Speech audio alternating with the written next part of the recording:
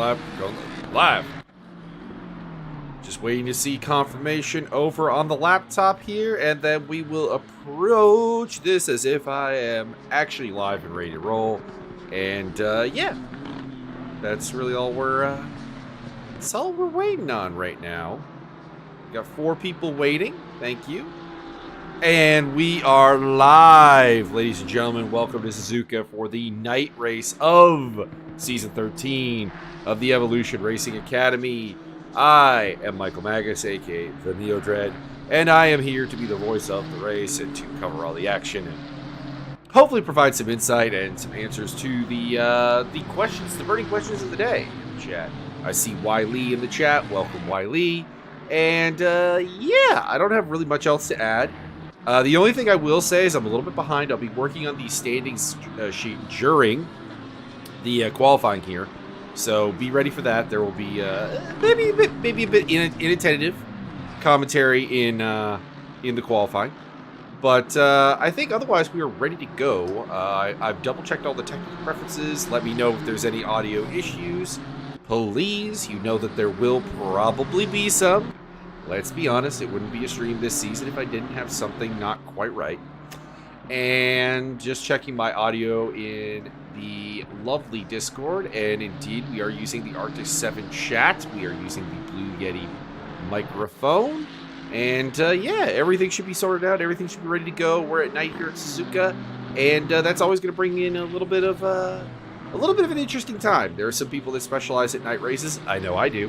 And there are some people that really struggle with the night races. And of course, I think I actually already see somebody who's using sprint lights instead of enduro lights. So, boo. Anyways, let's get out on the track here for the last little bit of qualification. And where is my race control? There it is. We are going to go broadcast mode, and we are going to try. So Milestone in the Nissan, hey, he made it. He was saying all these things about him not being able to make Suzuka, not being here. He is here. Of course, the practice session is super short. People are coming in at all times. Please ignore any 36th place, 32nd place, first place. Doesn't really matter yet. We'll get to the qualification of the irons, the bronzes, and the silvers. If you've been here before, you know how it goes. The irons will go on the track. They'll set their pace. The bronzes will come out. They'll probably blow that pace out of the water. The silvers will come out. They will probably blow them out of the water as well. How do you tell if a car is an iron, a bronze, or a silver? Well, the irons are the red number plates, like P. Sully, the number 9 car. The bronzes are, ironically, the gray/silver number plate, like the 200 of Grant Brightly? It's Grant or Greg, I forget which. And the white number plates are the silver cars, such as the 474 of Miles Stone. Those are the most proven drivers, the most skilled drivers. Just in general, it's a pace and a consistency thing. And yeah, that is the case. We will have Nissans out here. We'll have BMWs. We'll have Lamborghinis. We'll have Mustangs. We'll have McLaren 720s out here. We'll have Mercedes AMGs out here. We'll have a Bentley. We have a Boatley. Shannon Murasanu, the number 91 Bentley. Let's go. Like I said, I'm working on the standings page right now because we're at the point of the season where I kind of want to have that reference to, how things are going in the championship. What are we shaping up for? Because we're in round 4 of the championship. Things are taking shape. It's not like when it's in round 1 when we don't have any standings to reference, or round 2 when it's like where you finished last race is where you finished. And even in round 3, there was not a lot to talk about. But we're at the point where we've done Zolder, we've done Nürburgring, we've done Bathurst, we've done a nice selection of racetracks, and we should be at the point where I don't want to say that we have a 1 or 2 guy title fight or anything like that. I think that's still pretty open, but that we should have a short list of the people that we're really keeping an eye on as far as getting the championship done. There you go.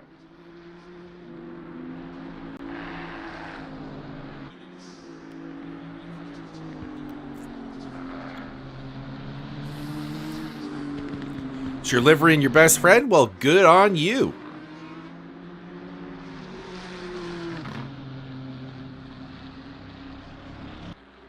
Who's the 172? I see a comment about the 172. Oh, Samuel Jardine. Indeed, in the Honda. I will say I'll be honest, I'm a little perturbed at Mr. Samuel Jardine because he was driving a Lexus last season. And I love the Lexus. And now we have no Lexuses. So, I am not, why isn't it showing my livery from the first three, showing up for 3 races? Who are you, Fraudy? And maybe we can get an answer to your question.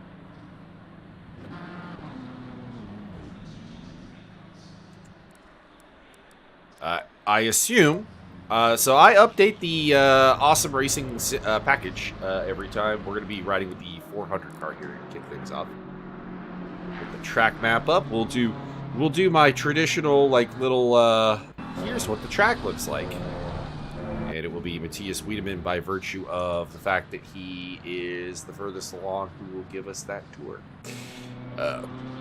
I update the Awesome Racing Sim package before every race, so if your livery is not showing up, I would have to say that it's not in the package, or there is something wrong with it in the package. These are, I would think, the 2 things possible. I cannot guarantee that, but as far as I know, the Awesome Sim Racing package is not really FFable on my end. It kind of just does its thing. That's really all there is to it. And if it's not working for your livery, it's not working for your livery, so it's got to be something wrong with the package itself, like your entry in the package. Either you're missing, or maybe you're in the wrong package. But yeah, I am downloading the season 13 collection, so if your livery is missing, that would be something to fix.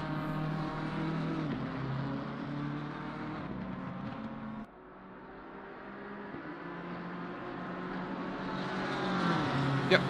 And most of the liveries are working on my end, so I haven't really been worried about it. There is one car that's still popping up as black carbon. I know that. It is...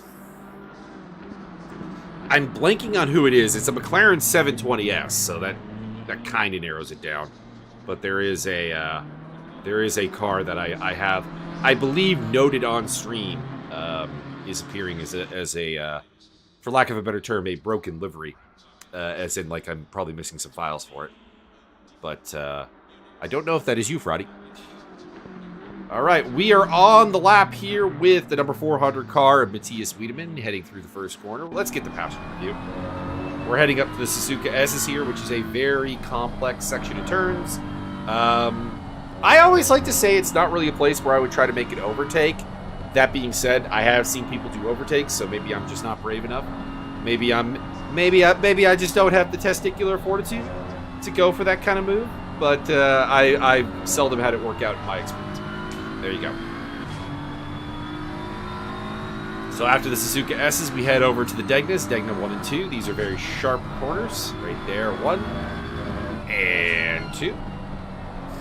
And then we head up to what I think is probably the prime overtaking zone on the track, the Suzuka Hairpin. I don't really count this as a corner because it's full speed. There we are, Suzuka Hairpin. Very tight, very... multiple lines in there. You can definitely make it work. You can make overtakes happen. And then this is basically just a full throttle section. I think it's called like 200R, I think is its official name, but we don't really reference it as a turn or anything like that, so there's nothing really to talk about there.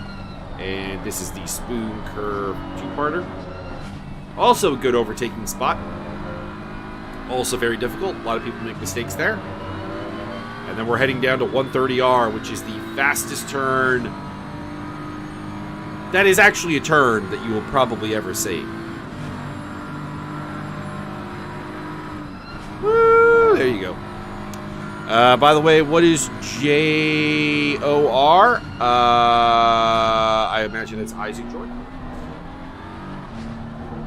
We're into the Casino Triangle, which is the final real kind of spot here. There is this last curve, as it is called.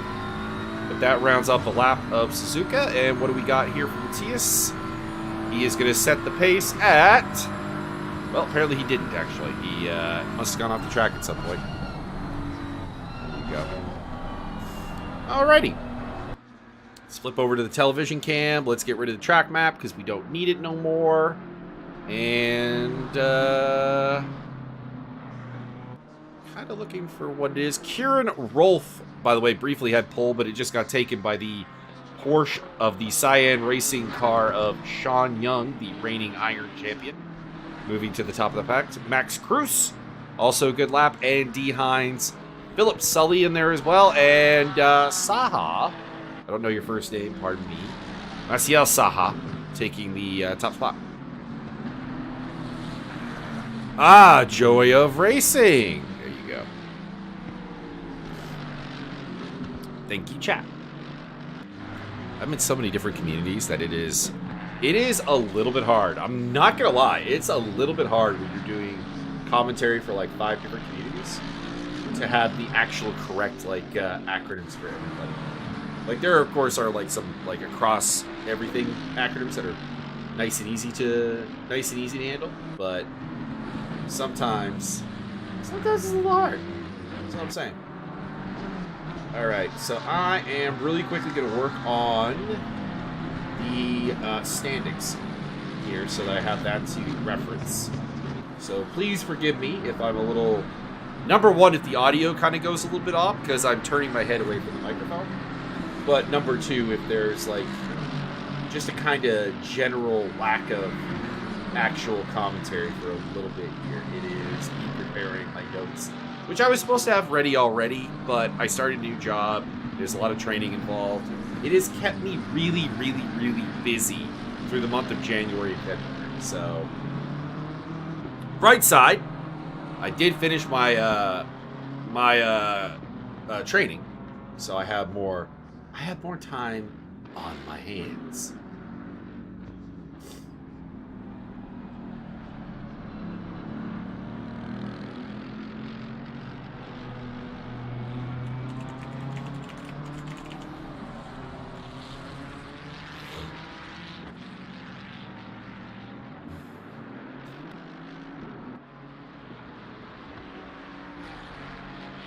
So in the silver, the lead goes to Richard Oakes. He's had an impressive 2 wins already this season, taking victory at both the Nürburgring and the Mount Panorama rounds. Very nice.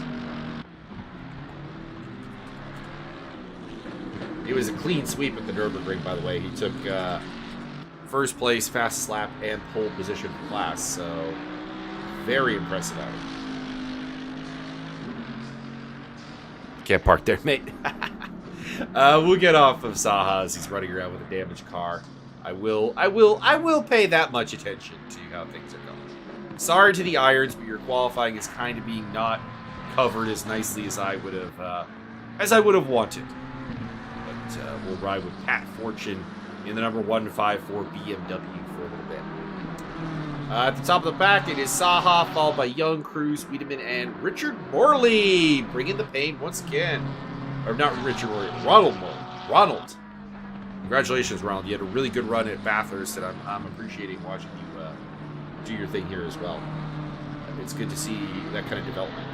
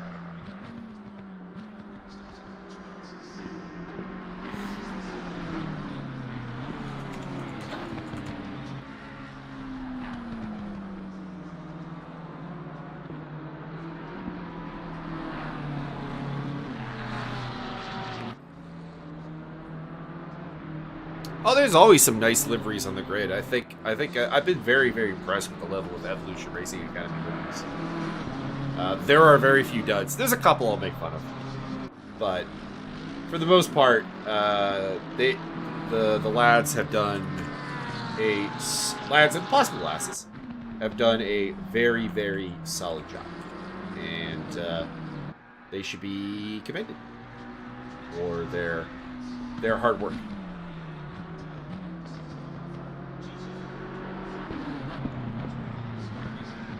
There's a couple I missed from last season, I'll be honest, but they're doing a good job here. Love geeking out of other people's liveries. I do too. I do too. An easy way to like get me on your side and like earn a little bit of commentary love is to have a livery that I appreciate. Not gonna lie, it's not gonna make up for everything on the planet. If you're just like an absolute travesty to watch race, you know, there's limitations to how far the love goes, but it doesn't hurt. We'll put it that way.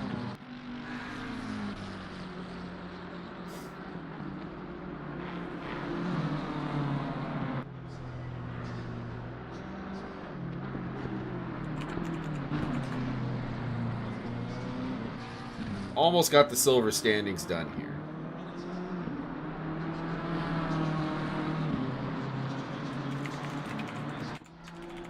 Those wondering, because it was asked, I think, once before, why don't I just trust the website standings?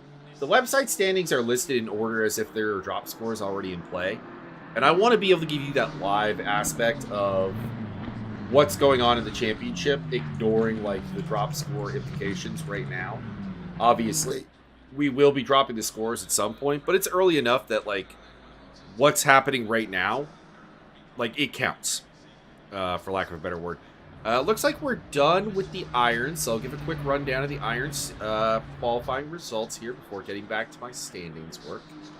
This assumes, of course, that I can find my mouse.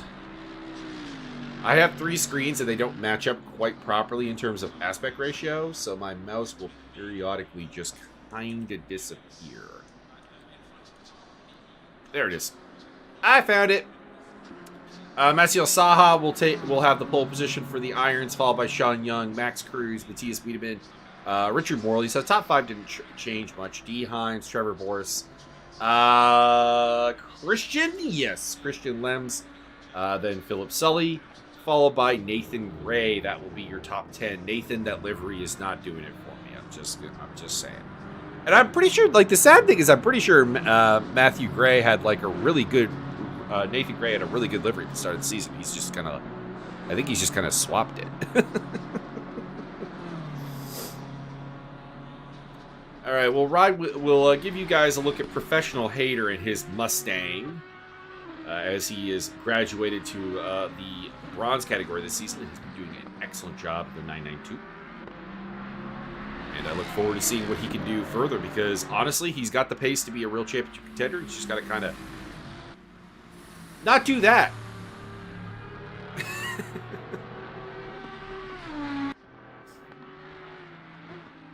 Don't do that, and you'll be fine.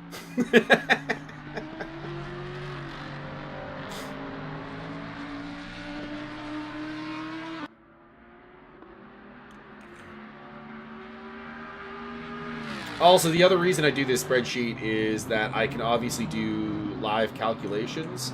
Probably won't be doing that too much today, but in like the last 3 rounds, I'll be able to give kind of that live update of like, you know, what's up championship-wise and what we're literally looking at. And in the past, that has been something that it seems like the audience appreciates. So I am happy to provide.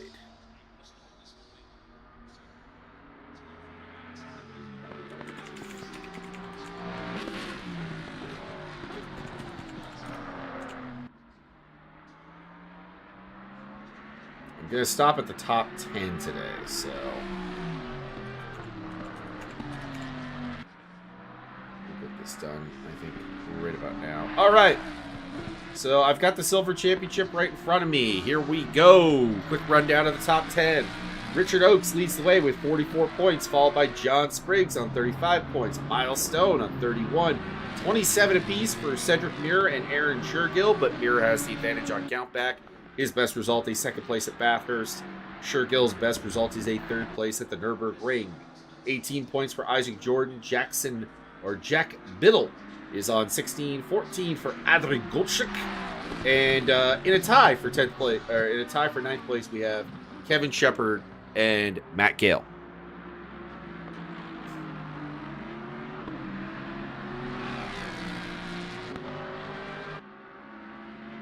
Kind of gonna hang on. I'm gonna label my disappointment of the season in silver.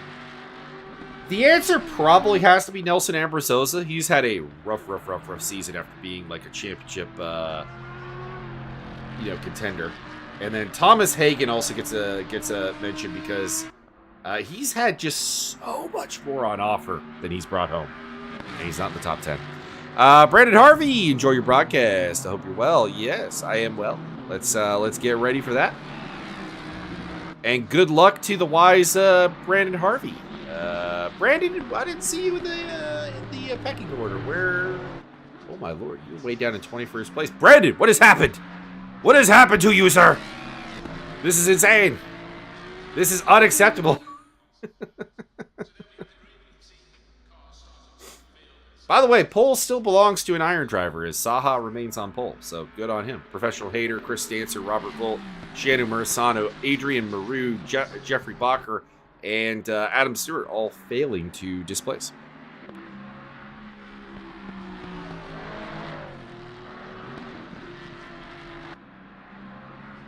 Some say he descended from the ghosts of Japanese fighter pilots. Some say he sleeps in the Mustang every night. And some say he can't resist drifting into crowds. We call Hater.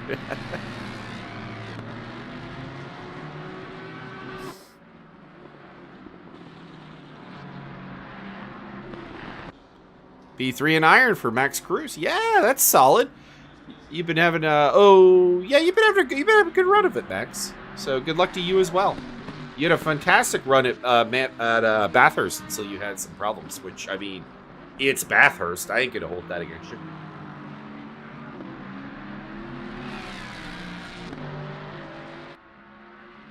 It is what it is. All right, bronze calculations. Moving on to the next category.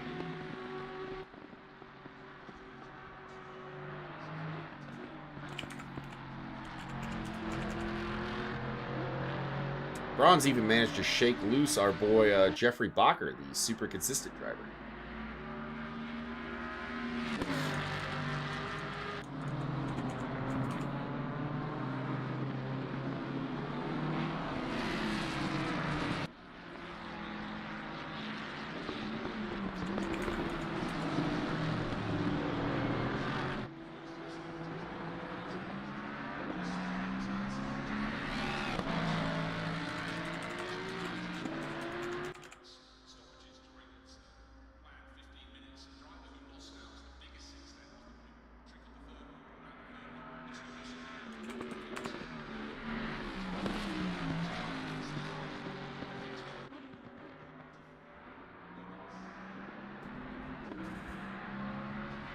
Hater eats bolts for breakfast.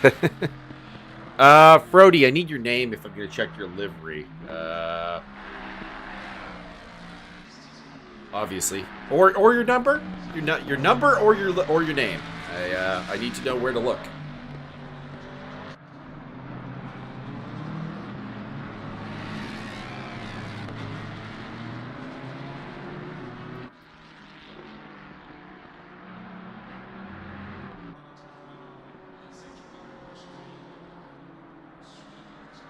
Or if anybody in the chat knows who Frody is on track, please let me know.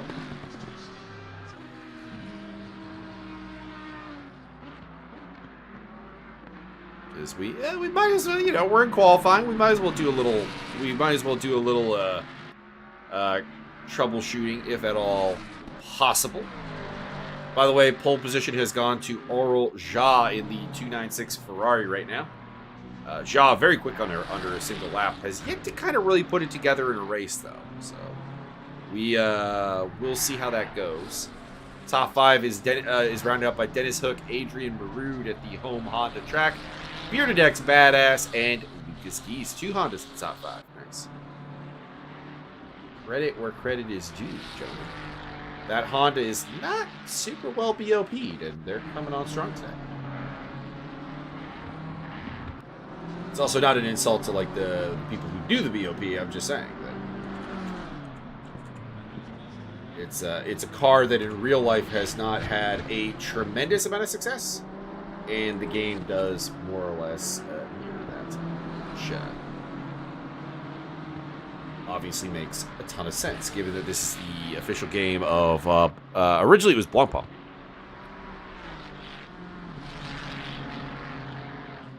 Defo will still spin in the Honda. Yeah, I can see that coming. How's Adam done this season? Adam, where are you at, Adam? Ooh, geez, just 2 points. Adam, you were a title contender last season. What happened? What has happened? Matthew East, 408. Idris Cahill, 6611. Idris Cahill's had an excellent season, actually. He's a guy who spent most of last season, I think, as an iron driver. So doing quite well to have been in the points every race so far. Bearded X Badass coming off a podium. I'm cheering instinctively against Bearded X Badass because he has a nom de plume, which I never trust in racing. It's just a rule I have. Never trust it. And number 2, he left my beautiful Audi team for the evil empire of BMW. So, you know, he's earned a little bit of wrath. Let's be honest. All right, Silver's out on track. Let us have a look at. Is there any like weird car in the silver category that we can follow? Not really. The most unique car, I guess, would be the 293 of Audrey Goldschlick in the Aston Martin Vantage. Not a lot of them in the field, which is, to be honest, a little bit surprising. It's a reasonably well BOP'd and, if I do say so, a fairly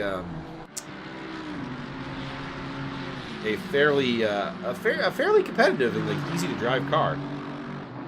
I've always kind of wondered why I don't see more of it.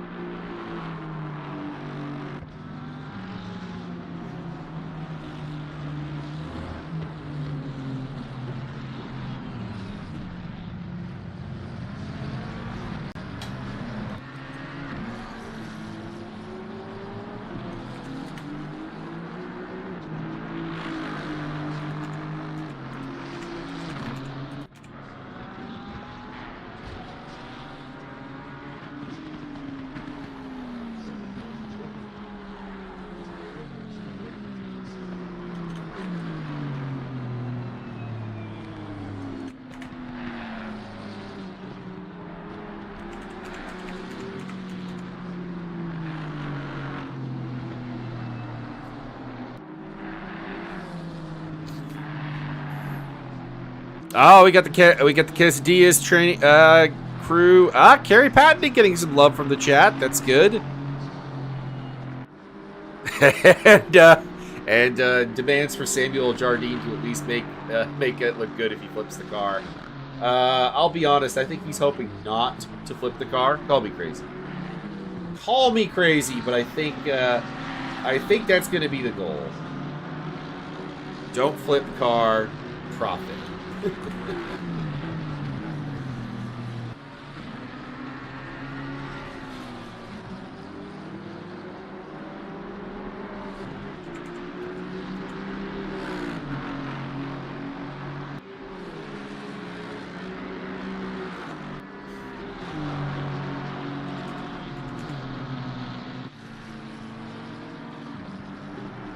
was adding Dennis Hook to the standings twice. That is not a good use of my time. We'll just put it that way.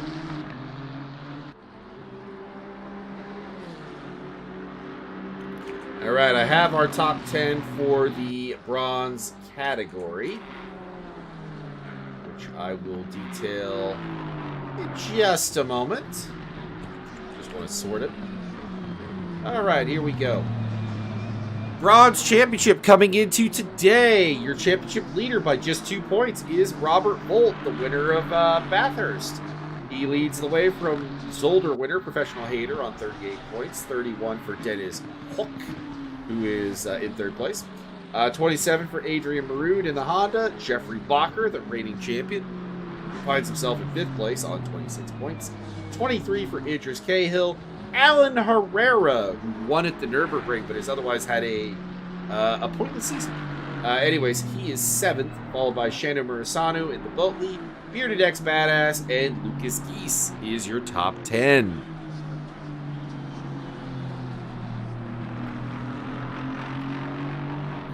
Oh, okay. Well, that's fair. If he has you actually like decorate the bottom of his car,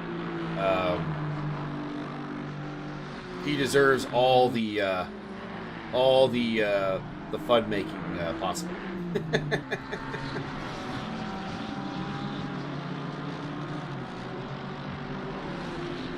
I will allow it.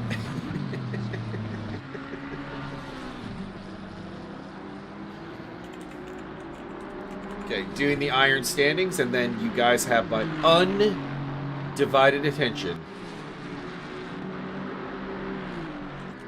put into the commentary. Okay, you have like 99% of my attention, because I do have to pay attention to my phone. Today is the Super Bowl here in North America, and my uncle has a Super Bowl party every year that happens to correspond near my birthday. The how close is depending on the year. And needless to say, I'm going to go to that, and probably slightly regret it in the morning when I come home and I'm like full of like all the like various junk food. I'd be like, oh god, I shouldn't have eaten that much.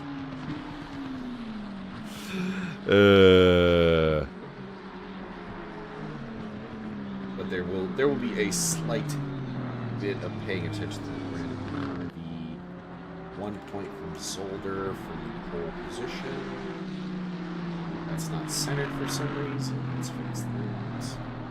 Then he was the winner with a clean sweep at the Nürburgring. Pole, fast slap, and victory. And then he had pole position, fast slap, and sadly only 14th place.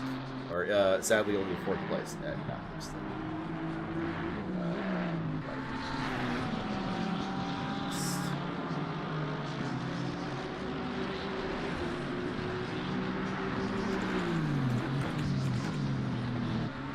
Where are you, Felix?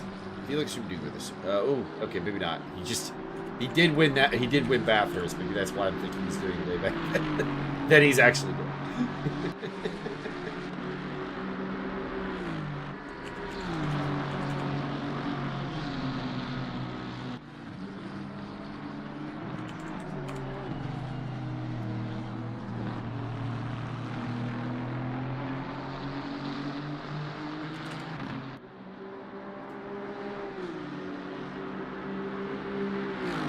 Got 2 minutes left in qualifying to get my work done here. Heading Andreas Hansen, a newcomer. Either a newcomer or a guy who didn't race with us, racing this server last season. Maybe he took a season off, I don't know.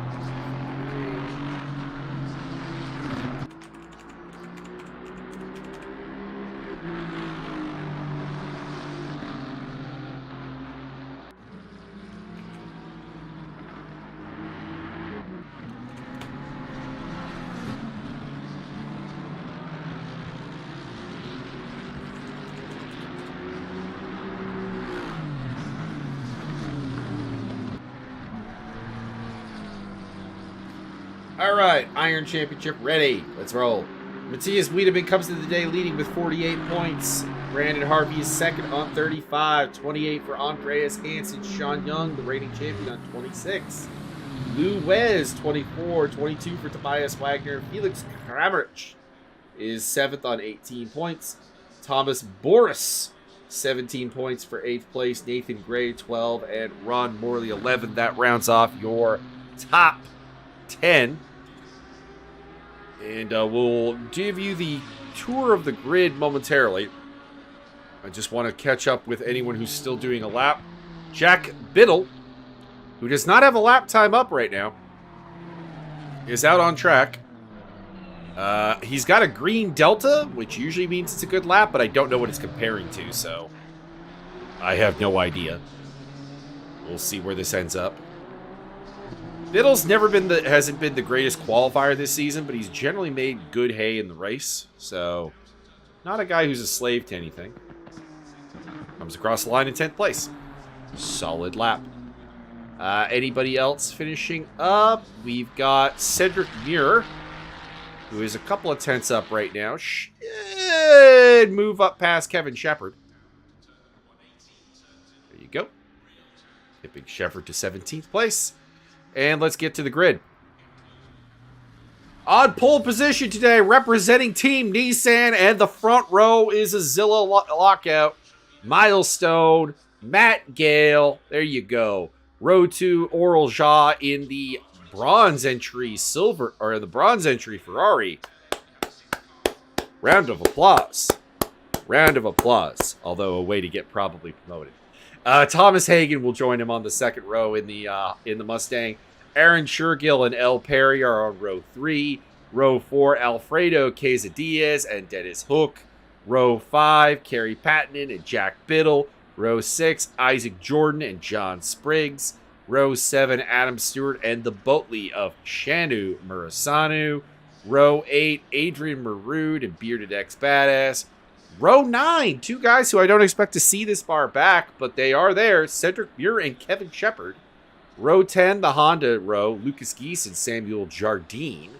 Row 11, Audrey Goldschlick and Professional Hater in the Mustang. Richard Oakes and Chris Stancer are row 12. That's not good for championship leader Richard Oakes. He's going to have to make up some ground. The pole position for the bronze or the iron category goes to Masil Saha. He'll share row 13 with Idris Cahill. Sean Young and Max Cruz are on row 14. Row 15, Matthias Wiedemann, the Iron Championship leader, and Robert Volt, who is the Bronze Championship leader. Interesting. You don't usually see championship leaders on row 15. I just have to say that in general. Jeffrey Bacher and Ron Morley, row 16. Matthew East and Dee Hines, row 17. Thomas Boris, Christian Lems, row 18. Row 19, Philip Sully and Nathan Gray. Row 20, Ari Ventnor and Kieran Rolfe. Row 21, Pat Fortune and Grant Brightly. Bo Zur and Andreas Hansen, row 22. Row 23, a travesty with Brandon Harvey and Hassam Aglim. And Atos Rahman will bring up the back end. Let's have a look at what the penalties look like, shall we? We always have some penalties to be served. Cedric Muir has a 5-second penalty at his pit stop.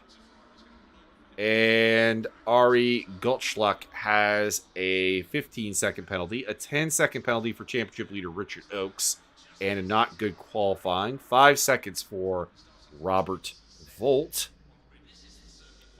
Dee Hines is on 10-second penalty. And further down, Car 74 has got a lot. Who is Car 74? That's Hassim Aglim, 25 seconds of penalties. 35 seconds for Pat Fortune and 20 seconds for Atos Rahman. Car 154 picking up some penalties as well. Car 9. Let's see if we can figure out who these all are. 154 and 9. 9 is Philip Sully, who has 10 seconds of penalties. 154.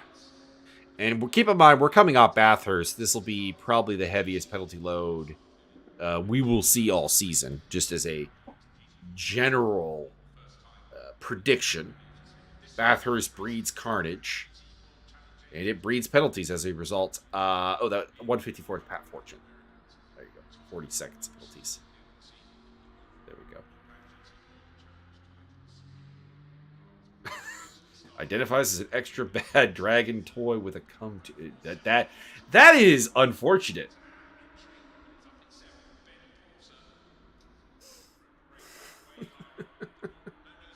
Chat, if you have anybody you want to watch at the start, please let me know. And I will do my best to accommodate. We never know when the action where the action is going to kick off. Could be at the front, could be at the back, could be in the mid pack. There are options. Carrie Pattenden. We can make that happen. We don't give Carrie as much love as we probably should here on the broadcast. I don't know why. Carrie ends up in like pockets of just inactivity.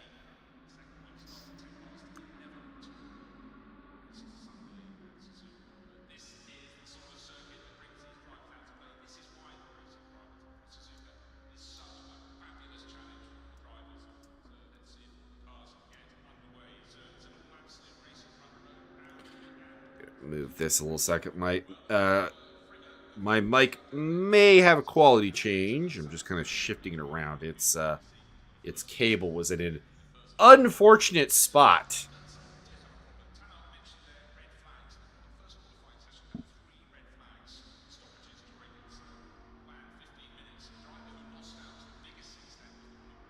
None of those words are in the Bible. You're probably right. You're probably right. Oh well, I have a moment here. I can also add the pole position times to the standing sheet.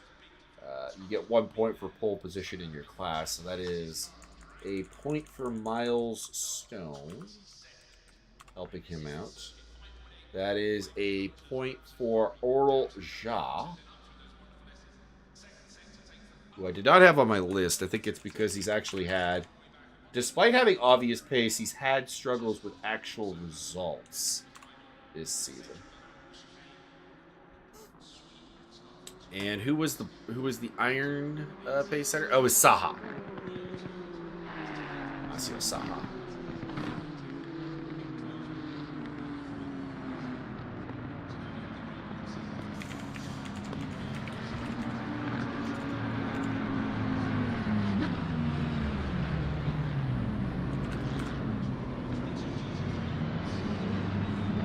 Only one of those that really has a championship impact is that Stone moving to within 12 points of Richard Oakes. So if he gets on the podium today and Oakes doesn't score, we can see him move to the front. But I think that is somewhat unlikely here today. But we'll see. Oh. My... Chat, can you give me an indication as to whether we still have a floating stream here or not? I'm seeing good stream in OBS, but my laptop has... Oh, never mind, it's back. Never mind, it's back. So probably just an internet hiccup on my end.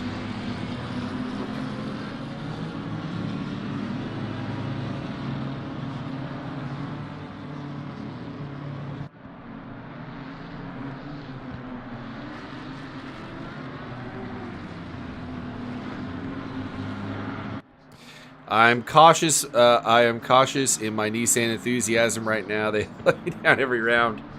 Well, I'm sure they feel really, really bad about it, RC. But they have locked out the front row today. In fact, they got three. We have 3 Nissans in the top 6, which is very impressive. Although, to be clear, the Nissan qualifying pace has not been the problem.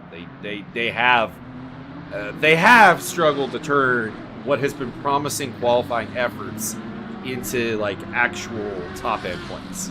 So we'll see what happens. Bathurst was better though. We had what, 2 Nissans in the top 5? It was a very solid effort by both Miles Stone and Matt Gill. So hopefully they can do that. Plenty of good representation for the Japanese automakers, of course. We have the 3 Nissans like I talked about, but we also have a Honda of Jack Biddle in the top 10.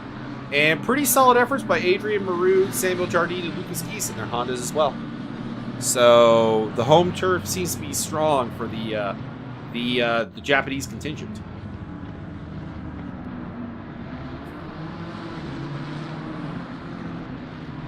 BMW had a pretty muted showing in qualifying. Dennis Hook is the only one in the top 10, and John Spriggs, uncharacteristically down in 12th place. Bearded X Badass, the only other one in the top 20. And you might be like, oh, and Adam Stewart. You might be like, 4 BMWs in the top 20. You're saying they had a bad day. You haven't been tuning into the other streams because there's a lot of Beamers in the field, and they've been doing very, very well. That is the answer to the question. Also, there's a Mercedes near the front right now that is very out of position. He needs to. Oh, somebody in the wall.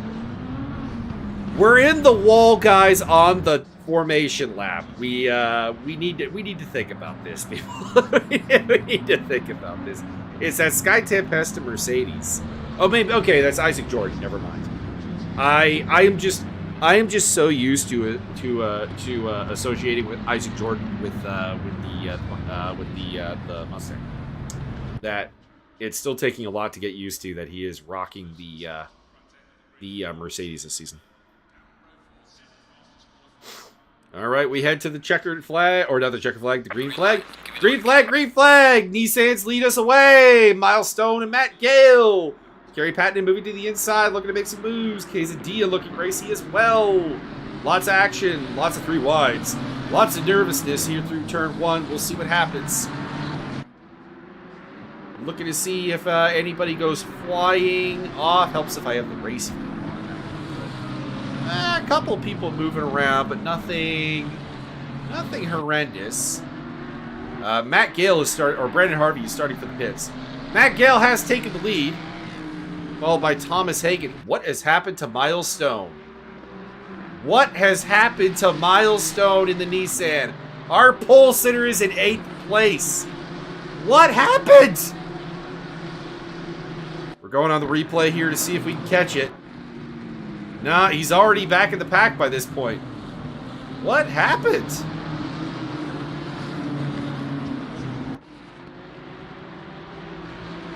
Milestone has drifted way, way back. All right, Matt Gale leads the way. Thomas Hagen in the very catchy Mustang in second. By the way, they're set in third right now, but it's because Brandon Harvey is in the pit lane, and thus it has him out of order. Rounding off the top 5, it's Aaron Shergill. Oral Shaw in the bronze-entered Ferrari is still up there, and a very solid start, very respectable start from the Eurobeats Honda of Jack Biddle. And it's El Perry, pole sitter Milestone, Dennis Hook, and Kerry Patton. Your top 10. Samuel Jardine also in the top 10. Pardon me. In the straight flush Honda. Putting the pressure on the Lamborghini of Kerry Patton.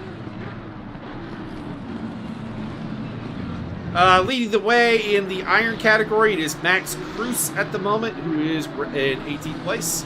He does have a 10-second penalty, so we'll see how that goes. Trevor Borse probably stands to inherit the lead as a result of that. Somebody's off the track further back. Action still going on throughout the pack. Matt Gale continues to lead. Dennis Hook and Milestone are both looking very racy on the tail of El Perry. Battle for 6th place. El Perry in the Stealth Bomber.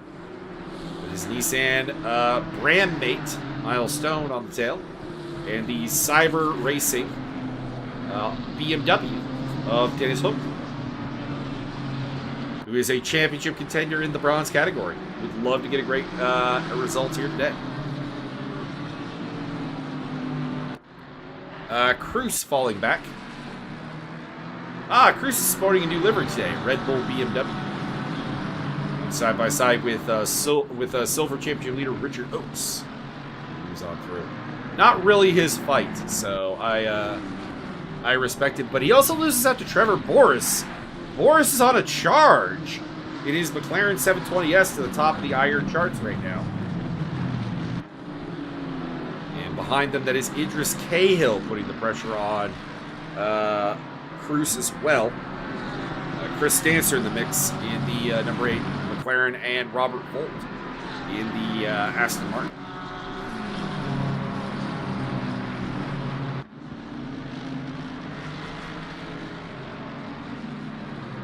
This area looks like where the hot spot is right now. Max Cruz is creating a little bit of a train. He's got Idris Cahill, he's got Chris Stancer, and Robert Volt. And not too far behind that is the wise BMW of Adam Stewart. And with Stewart comes Kevin Shepard as well.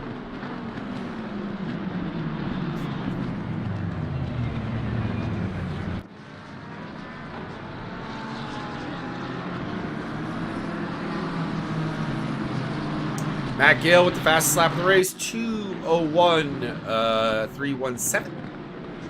Probably get broken, but it's a solid lap.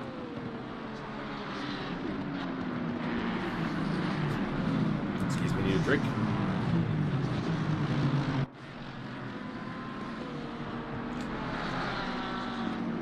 Little bit of heartburn. Oh, Cahill with a little wiggle.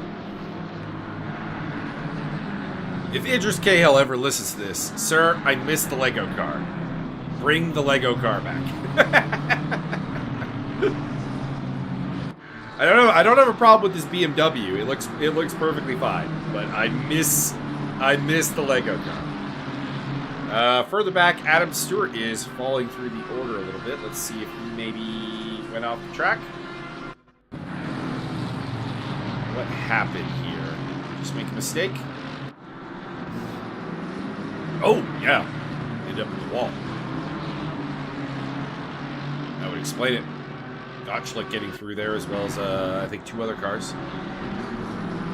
Kevin Shepard, I think, was one. All right. Check in with the leader. Matt Gale leading by about a second over Thomas Hagen in the Nissan. They are quite clear of the rest of the field. Aaron Shurgill's about 4 seconds behind them in the Ferrari. Oral Shaw still 4th place ahead of Biddle. And then Miles Stone has overtaken El Perry, which we missed. Old Nissan on Nissan crime. John Spriggs trying to make his way through the field. Championship contender here in the Wise Racing BMW. He's in 11th place right now. Samuel Jardine is ahead of him in the Honda. And directly behind them is Shanu Murasanu, who's having a very solid run in the boat league. Good to see the Boatley up there. I'm always going to cheer for like kind of the oddity cars in the field, the ones that there's only like 1 or 2 of. So the Boatley, the Aston Martins are pretty rare in this field, so I'll be cheering for them as well. And the Mercs, where's Isaac Jordan? He's down to 14th, so he's gone backwards, but I mean he's still in a solid position to impact this race in the Sky Tempest and BMW, Mercedes, pardon me. And I'm cheering against the BMWs. I like the BMW. I want to be clear on that, actually. And Lambo. Well, you know what? Here's the thing, Wiley. Here's the thing. Last season, there were a lot of Lamborghinis. So my internal logic hasn't clued into the fact that there's not a lot of them this season. It'll come. It'll come. It'll get there. But you'll have to remind me probably in a number of races. And obviously, I'm cheering very heavily for Jeffrey Bacher in the lone Audi. It's the lone Audi, and the Audi is my car. I like the BMW, for the record. It's one of my favorite cars. It's just there's like we have like 20 of them in this field, and by virtue of that, I am cheering against them, despite some of the drivers I actually have come to know, not super well or anything, but like Adam Stewart brought me into this community, is driving a BMW, and you know I've got I like Matthias Wiedemann, I like Brandon Harvey. He's my pick to win the Iron Championship. We've talked a lot in post-race interviews with a couple other people Chris Cow seems like a good guy as well. So, like, there's a lot of, like, drivers I really like in Beavers, but, like, you are right now the evil empire. And that's really all there is to it. Oh, Trevor Boris. I was going to say getting overtaken, but it looks like Cahill hopped the chicane. He'll keep it, though. He'll keep it. I was going to say, Trevor Boris looking like he has a broken livery. That might be Frody, but, like, I don't think it is. It's not the blank carbon. I think he's just gone with a... I think he's gone with a very minimalistic approach, but, like, no, that livery does not appear to be like, oh, no, Kerry Pattenden! Kerry Pattenden is off the track at turn 1. What has happened to Kerry? It's more than 15 seconds ago. Unfortunately, the replay does not have it. But the number 97 car is pointed the wrong direction and dropping through the order. Heartbreak for the Lambo.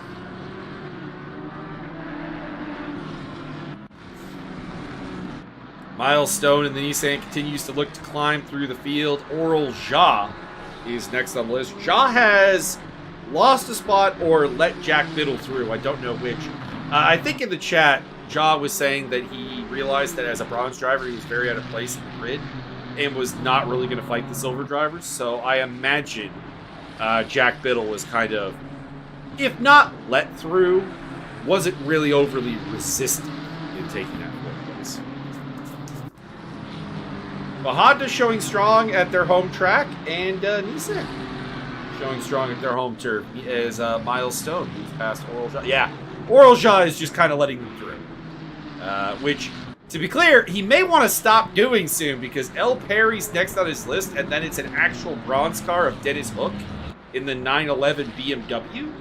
So, if I were him, I would probably start to put a fight up. We're at that point where you've let kind of the lead silvers through to have their fight for the win, and it's time to start, bringing it. As we pick up the Ashcroft Ferrari of Kevin Shepard, who is battling with Audrey Goldschlager. And you know what? It's good to see Chris Stancer up there in 19th place. Chris Stancer has had a rough couple of races, and seeing that McLaren, that very classic McLaren livery, actually competing with some of the big boys, that's awesome. Having a good run right now. Behind them, it's Robert Volt, and then Bacher and Iron Leader Matthias Wiedemann. The leader of the championship, I should say. The leader of the race is still Thomas Morris.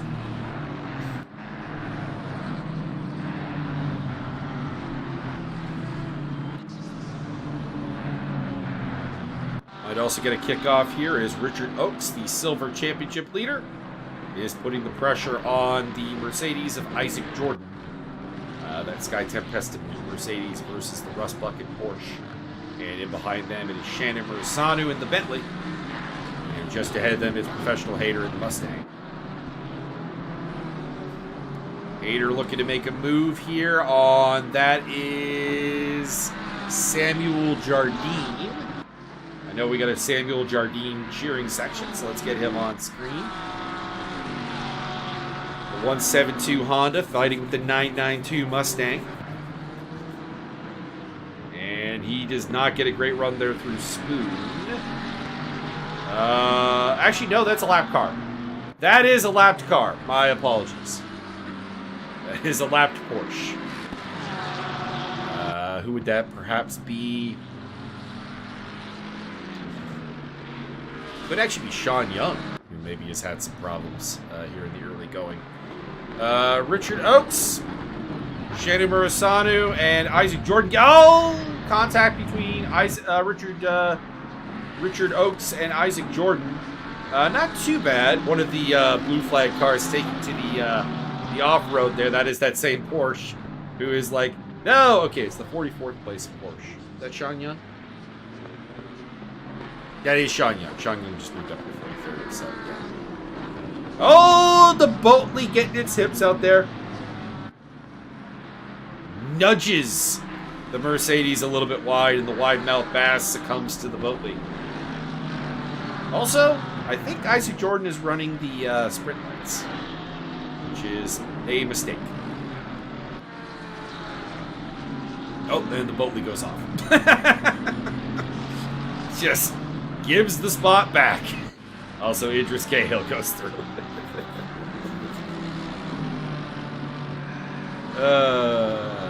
All right, the lead is getting a little bit not particularly interesting. It's starting to widen out a fair bit.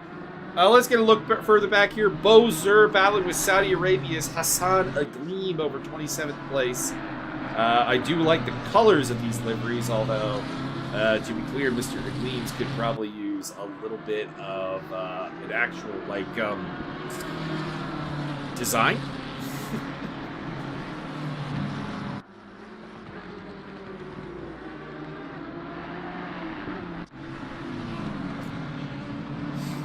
Oh, in contact. Bowser in the Lambo. Oh, no! He gets collected. I'm going to kind of put that a little bit on Bowser, not for the initial contact, but he didn't really lock up the brakes like you'd like to see and keep them moving, so he kind of did move back into traffic and collected one of the BMWs. I'm not entirely sure which one that is. By the way, Kerry Patton hits. A couple of drivers have come in for their early pit stops. Adam Stewart, Sean Young, Matthew East, Cedric Muir. So a couple of guys, either by plan or by carnage, have Kerry Patton coming out at a really awkward location here, interfering in the battle between Oral Ja and El Perry, as well as that is John Spriggs. No, is that Spriggs? No, it's Dennis Hook. And John Springs is there too. But the car I was looking at is Dennis Hook.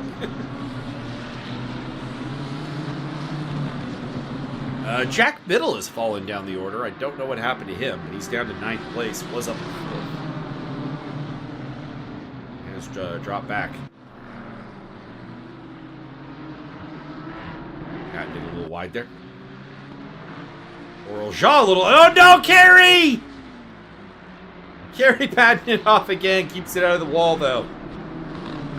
El Perry hanging on against the Beamer of Hook. Battle for sixth place. Yeah. In the mix there also, that is the BMW of John Spriggs, the Honda of Jackson Biddle, and the other Honda of Samuel Jardine.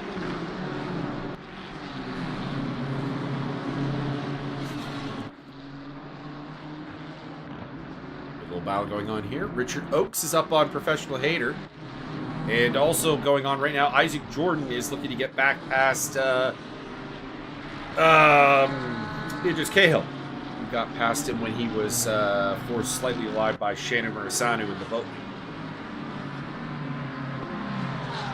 Anyways, I was saying that Bowser and Agleem, I wanted to give them some highlights because they both qualified quite a ways back and were running in the top 30. So they were having, by any definition, a pretty solid race. But unfortunately, Agleem got into the back of Bowser, I think.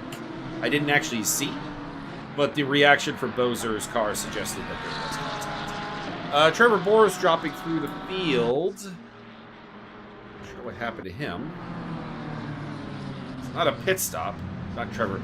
Pardon me, Thomas Boris. I will probably call him Trevor Boris like 9 times this season, because there's a comedian named Trevor Boris here in Canada. And I see T. Boris, and I can't help it. I promise to try. I promise not, I don't promise to succeed.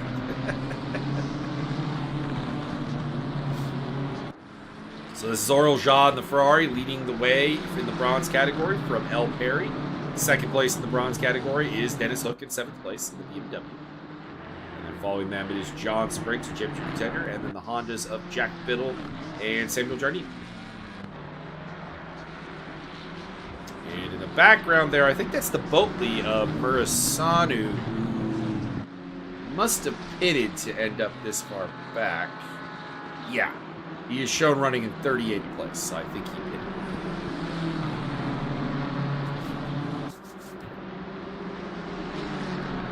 And as a result, fallen off the lead lap. We'll check in with the leader, Matt Gale, but we probably won't be doing a lot of that today. Gale in the 508. Nissan is currently just absolutely belting it. He is up 5.5 seconds over Thomas Hagen. whose early stints usually do not equal his later stints. So it's probably not going to be a win for him today. Prove me wrong, Thomas. Prove me wrong.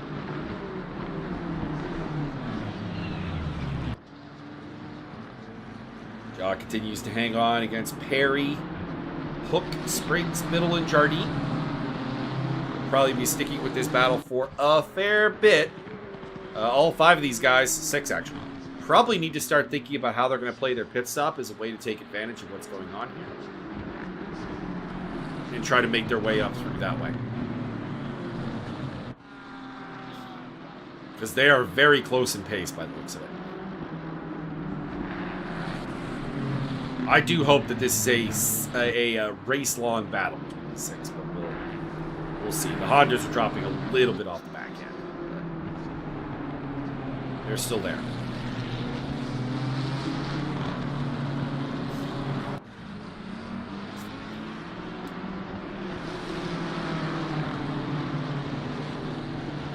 Other action, Robert Volt has caught on to the back of Chris Stancer. Looking to make a move. Volt is the current championship leader in the bronze category, representing Aston Martin.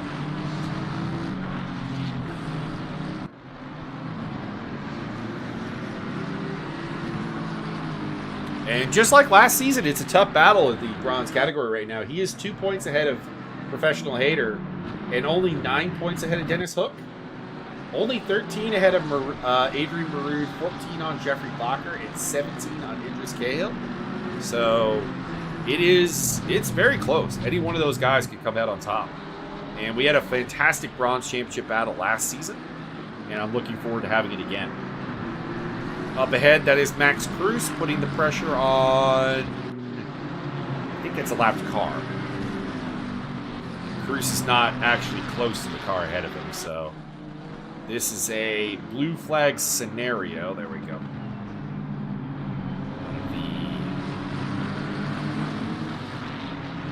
One of the McLaren 7S's running around at the back is not making this easy. And in fact, Chris Stancer and Robert Volt are going to overtake Max Cruz because of some naughty blue flag behavior. Oh boy. KPR is the driver. 37th place. That is Kieran Rolfe. I don't like to call drivers out on stream. I do not like it. But Kieran Rolfe right now is impacting a pretty good battle as Perry, Jardine, and Jordan all hit the pits. But Kieran Rolfe is currently impacting a pretty big battle here, and the guy who probably needs to thank him is Chris Stancer because he's moving up in the world. Cruz going side by side with Volt.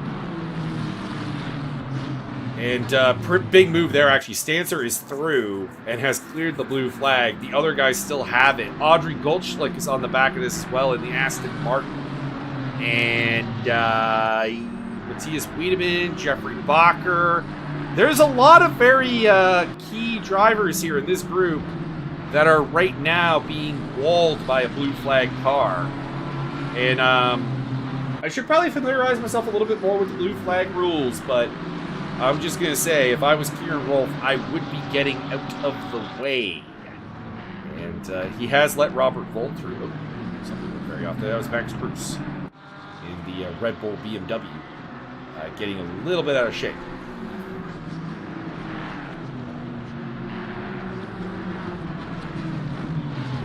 That's Kevin Shepard also in the mix. Completely missed that the Ashcroft Ferrari was here as well. So Shepard the next to take a crack at Rolfe. Cruz has come off the worst of this. Oh, Shepard off. Shepard touches the grass. Cruz goes through. Goldschlick goes through. Might also lose a spot there to Bacher in the Audi. Nope, for now keeps ahead.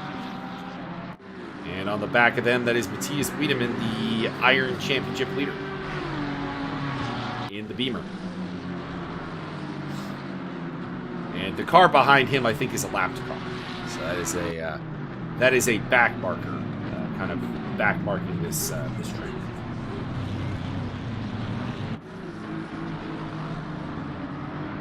Wolf is still ahead of Gottschalk. Richard Oakes in the pits, the Silver Championship leader, serving his penalty and getting out there. We'll see how things shake out. Bacher moving to the inside of Shepard. And that's a little bit of contact. Shepard kind of tried to close the door. I thought Bacher was very clearly there. Can we get a... Chat, you are welcome to disagree, but I thought Bacher kind of made his claim to that inside line rather clear. Kevin Shepard is probably not the happiest person in the world right now with Jeffrey Bacher.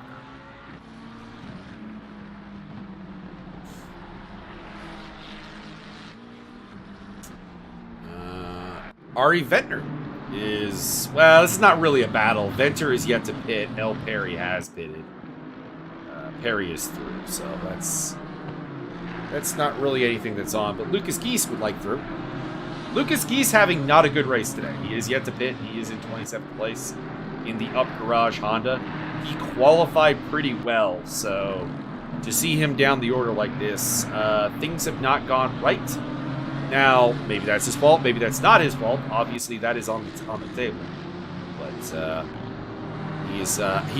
he does not want to spend his race battling with Ari Venter, and that's not an insult to Ari Venter. It's just that's an iron driver who's not had a ton of success, and that is not who Lucas Geese wants to be battling with. No, Kerry, you're off the track again. Kerry Pattenden not sticking on the track right now, not helping out the Lamborghini section. We have a Lambo cheering section here. Oh, by the way, speaking of Lambos, Bowser is off the wall. So, not a good day for the Bull right now. And Lucas Geese does overtake Ari Venter.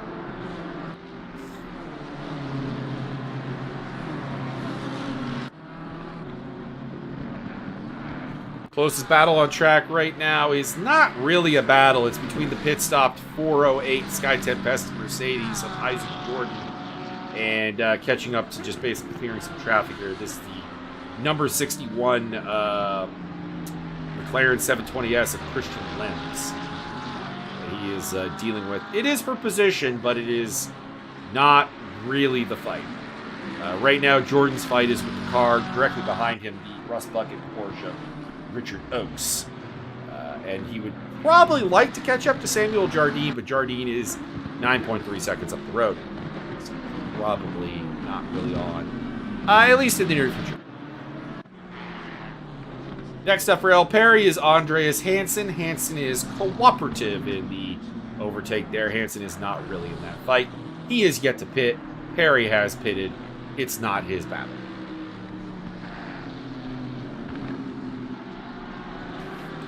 Iron pole sitter Masil Saha running in 26th place, having not pitted yet. Up on the tail of Ari Venter. That is a fierce battle. And right behind them, that is Samuel Jardine in the Honda, who would appreciate it if you got out of the way. This is not a blue flag situation. Saha is under no obligation to let Jardine through. But Jardine is a top 10 car, and Saha is not. So we'll move on through there. Oh, he is getting a little impatient. Getting a little impatient with Saha.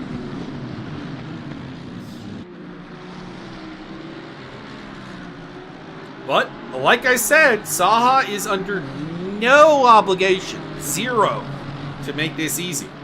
This is a battle for position. Yes, technically Jardine is a pit stop ahead, but this is for position. You got to deal with it.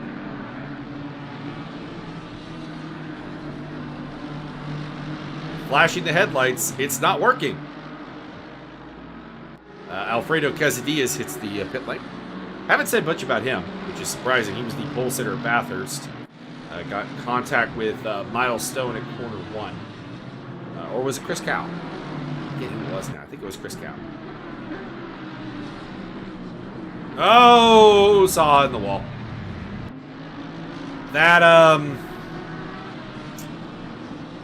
That was a bit of impatience. by Samuel Jardine. I know we have a Samuel Jardine cheering section, but it's a bit of a hip check. This is a bit of a hip check by the 117. Saha hits the pit lane. Our eventer also hits the pit lane, so Jardine is released. Robert Volt on the tail of Chris Stancer. Not sure what's happened to Robert Volt. It looks like he's dropped back a little bit. Not that the 13th place is dropping back, but the fact that he's behind Stancer is not where I recall him being.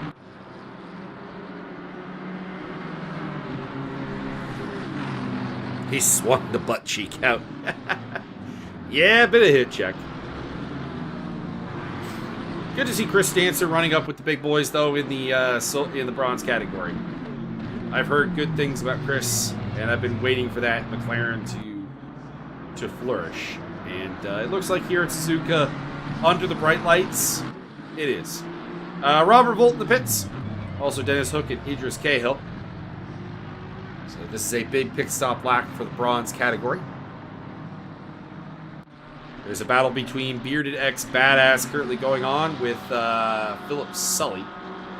This is iron versus bronze, but it is fourth position, and it is not a pit stop overlay. So Sully doesn't fight too hard, and the 789 is through.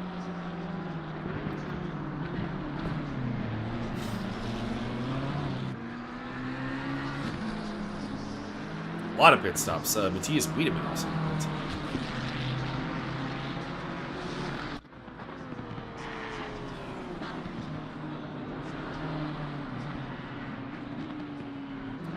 Cedric Muir trying to navigate. Well, no, I was going to say some traffic, but no, this is just a straight up battle for position with Nathan Gray. Cedric Muir, who had an excellent run out last time at Bathurst. He's a guy with obvious speed and potential. He's just gotta put it together. And he took second place last time out. Also had a fifth place at Zolder earlier this season, so he's in fourth in the championship. And not having a good day today. But, does make his way past Nathan Gray.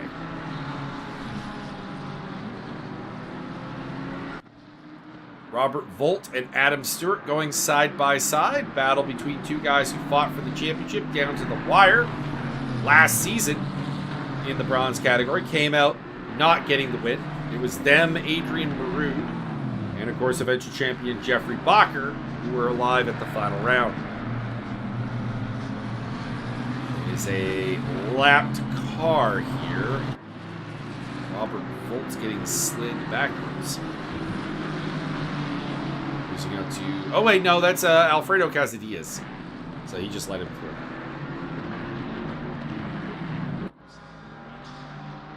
But that light blue car, that is a lapped car.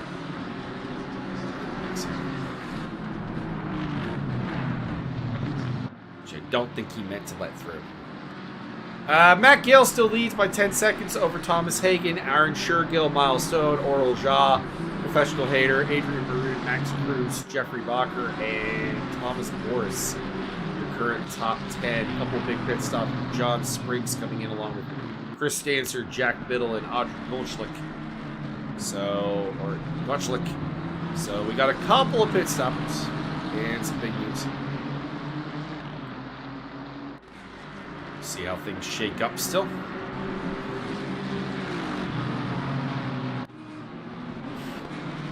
Couple of guys running pretty long here as we get to the 27.5 minutes left mark of the race.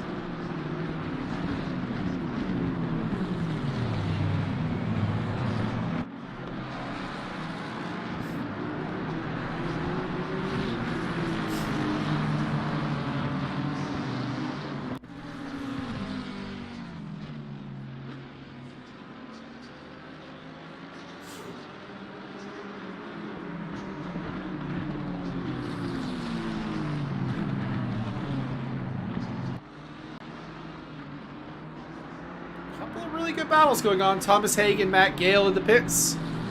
And that is handed lead over to Canada's Aaron Shergill in the Ferrari. Oh, wait, that's who that teal Ferrari is in this mix. Okay, so I thought he was being lapped. He is actually the one doing the lapping. All right. I did think that livery looked familiar.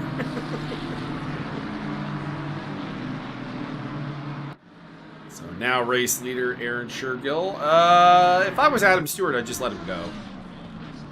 I think that this is, you know, it's a blue flag scenario, but it's also like, it's just possibly wasting your time. There you go. Just let him pop through. Earn some goodwill with the leaders. It's not a bad idea.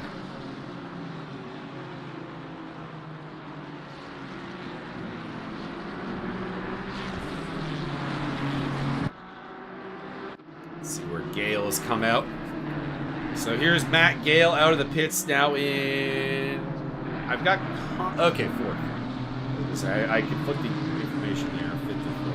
Fourth it is. Up ahead of him, that is Max Cruz. No, he's got to be behind Cruz then. This position data I have is... Oh, Cruz is in third now. Okay. I get it. It's Cruz, and ahead of Cruz, that is Idris Cahill, who has pitted. And, he's under blue flags. Takes a very wide line through the hairpin. Not sure if that was intentional, or if he just had... Oh, wait. Did Cahill just vanish? Did we just lose Idris Cahill? If so, that's a bit... Oh, no. Okay, he's still here. Okay, he went off the track. I thought he just poofed. Oh, no! Matt Gale getting roughed up a bit by... Was that Idris Cahill? That is a car that is blinking in and out of existence. That might be Idris Cahill. And it may have cost Matt Gale big, because he just... Okay, not really. He lost a spot to Jeffrey Bacher, and Bacher has to pit still. So, I think Bacher will be... That is a blinking in and out of existence car of Idris Cahill, and that is our likely leader when these pits set up, Matt Gale.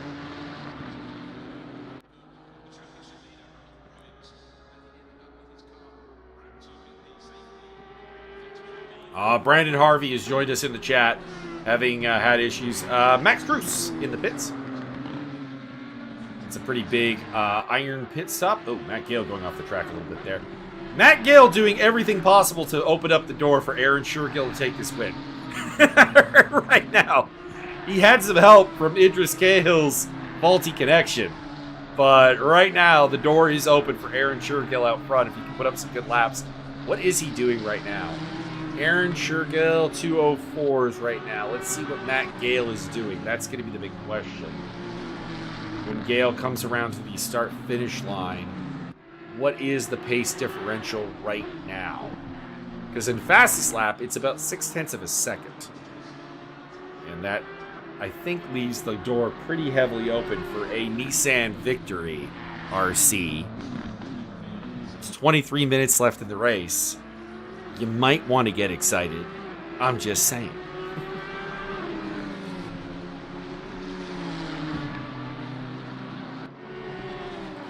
Not a lot of battles going on right now of note. Alfredo Quesadillas is right there with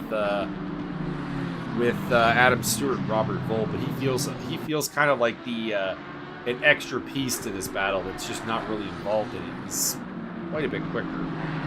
But Adam Stewart is under no obligation to let him through. There's no blue flag here. They've both fitted. There's no... This is a battle. This is a proper battle for position, even if Quesadillas doesn't feel like necessarily the actual opponent for either of these guys. At this point, he feels a little bit quicker than them. You can see this in the fastest lap. He is 0.8 quicker than Stewart on fastest lap, and over a second quicker than Robert Vole. So, doesn't feel like he's necessarily supposed to be here as they come up to the Lamborghini of Beauzeur, but they are under no obligation to treat him any differently than they would,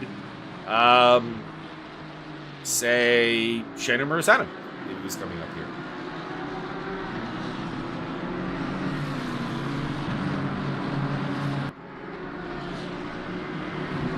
Aaron Shergill has pitted and come out behind Gale. Actually, he's also come out behind Hagen and Stone. So, yeah, that's off the table. That has handed the lead to Norwegian driver Adrian Marud in the Honda. So, we do get Honda and Nissan leading laps at their home track. And Marud is yet to pit. Basically just waiting on him and the Audi of Jeffrey Bacher to make their way down the pit lane and get out of the way and let things resume. Bacher has actual leader Matt Gale on his tail. And that is the lapped up garage livery car. Could be Lucas Geese. But I think there's also another up garage liveried Honda in the field. There also. We can get a look at the number. Maybe we can figure it out.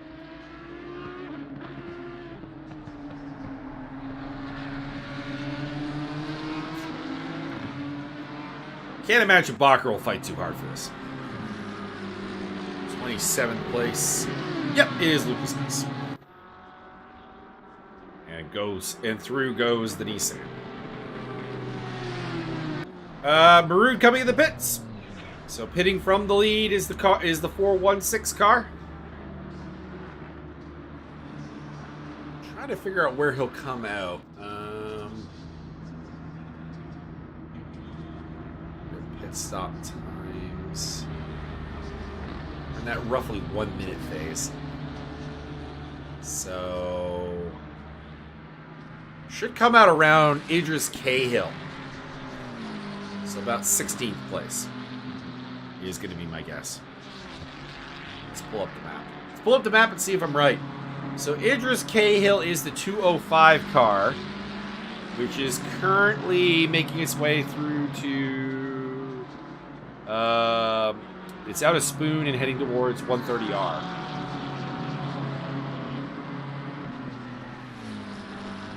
Got a car on his tail. That is a lapped car. Because Cahill is not actually close to anybody right now. Heading through Casino. Yeah, he's going to rejoin ahead of Idris Cahill. Also coming out is Bacher. That's Cahill in the background. In the Beamer. Not a car you want to be near. That's not a knock on Idris Cahill. It's just he's got a little bit of connection issues. So we got a battle on for 7th place here. Professional Hater in the 992 Mustang has found his way into 2nd place in the bronze category. Not necessarily through any particular great driving of his own, but because Aurel Shaw just appears to have blown a pit stop and fallen backwards. Hater was in 4th place anyway, so kind of just moving up by as other people get a bit messy. Jack Biddle in there in the Honda and Aurel Shaw in the Ferrari. Right behind him, and not too far behind that is Samuel Jardine and El Perry. One of the Ferraris getting out of the way. I think that's Philip Sully. And also Isaac Jordan in this battle as well. El Perry. No! El! Why are you in the pits again? El Perry in the Stealth Bomber is making a 2nd pit stop. This is a bad sign. He did not have to make a 2nd scheduled pit stop. And what looked like a surefire top 10 for the 988 Nissan is probably off the table as he drops back.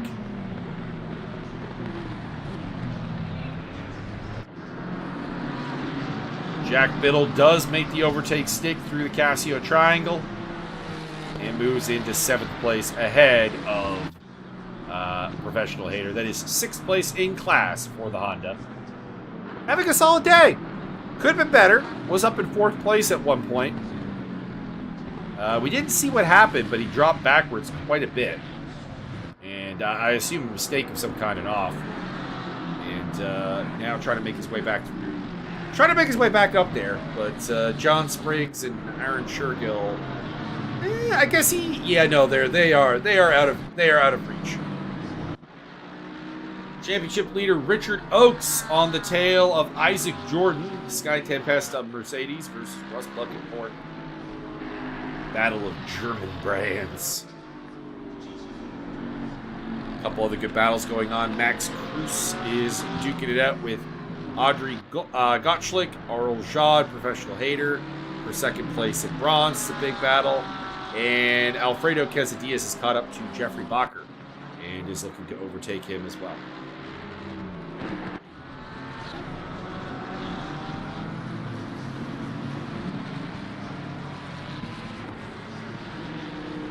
Bacher's long first pit stop has worked out pretty well. He's gone from kind of being nowhere to 7th place in the bronze standings. Behind Dennis Hook, Professional Hater, Aurel Jade, Adrian Marood, whose long run also worked out quite well, Idris Cahill, and Chris Stancer. Rounding off the top 10 will be Robert Volt, Shanu Murasanu, and Bearded X Badass.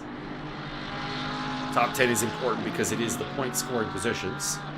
At the moment in the silver category, it is Matt Gale from Thomas Hagen, Miles Stone, Aaron Shergill, John Spriggs, Jack Biddle, Samuel Jardine, Isaac Jordan, Richard Oakes, and Alfredo Quesadillas. And in the iron category, which of course will be most interesting to Brandon Harvey, Max Kruse leads for Matthias Wiedemann, Thomas Boris, D. Hines is 4th place out of Rod Morley, Sean Young in 6th, Nathan Gray 7th, Christian Lems 8th, Ari Venter, and, well, I was going to say Sully, but Sully just overtook Ari Venter. So now it is Sully and then Venter.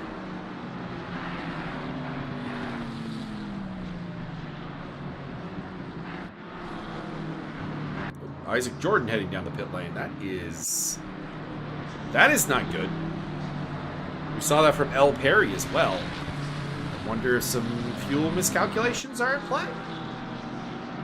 Anyways, this is Hader and Ja battling for 8th place overall and 2nd in category.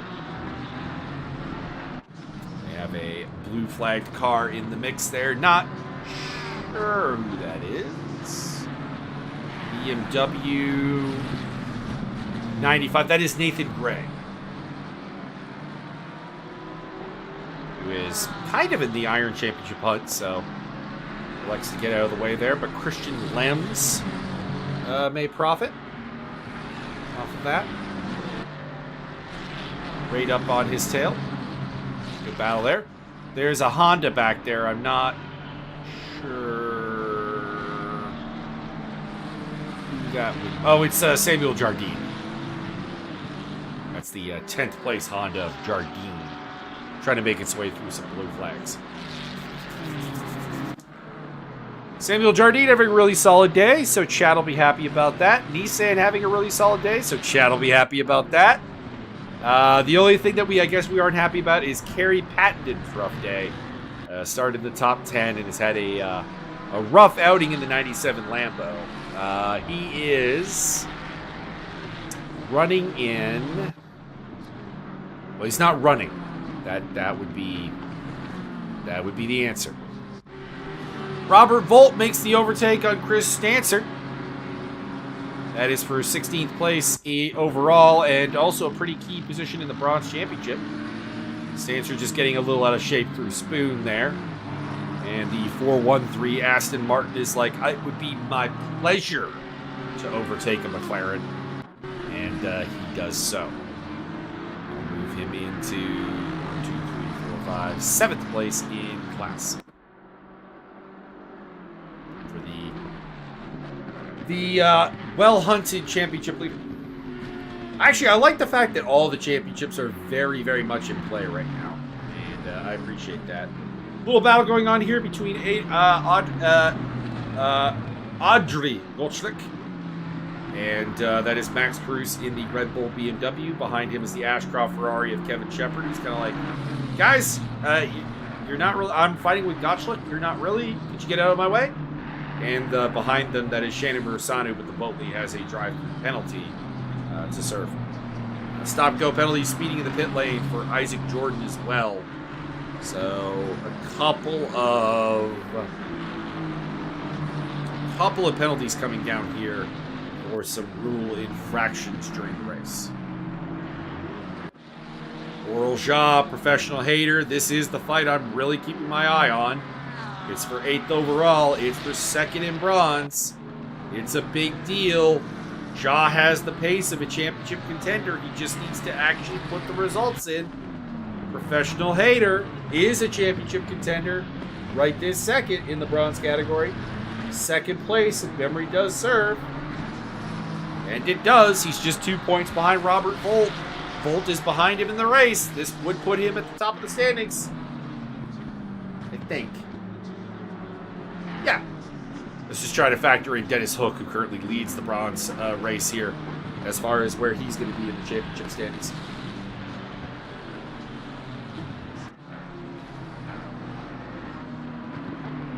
Oral Jaw trying to play a little spoiler. Alfredo Quesadillas is caught up to the danger car of Idris Cahill, and I say dangerous because Cahill's connection seems to be not the sharpest right now. And this battle for 13th is on. Credit to Cahill, though. For a guy who does not have a great connection right now, he is racing a phenomenal race. And Alfredo goes on through.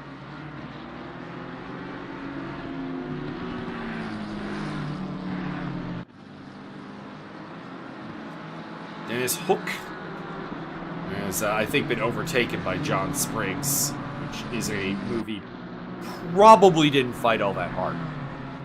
Spriggs is 5th in class and a silver championship contender. Hook is just happy to maximize his bronze points haul today. Kevin Shepard still on the tail of Max Cruz.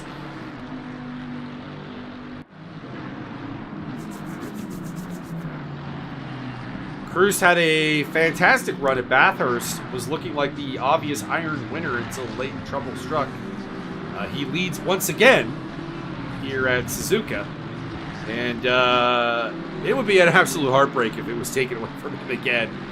And that's kind of why I would let Kevin Shepard through if I was in his seat.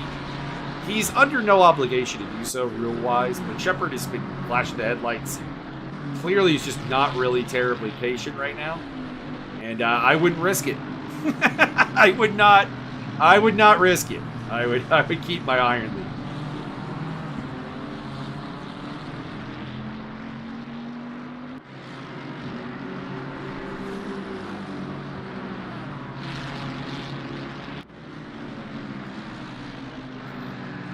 He's well clear of Matthias Wiedemann.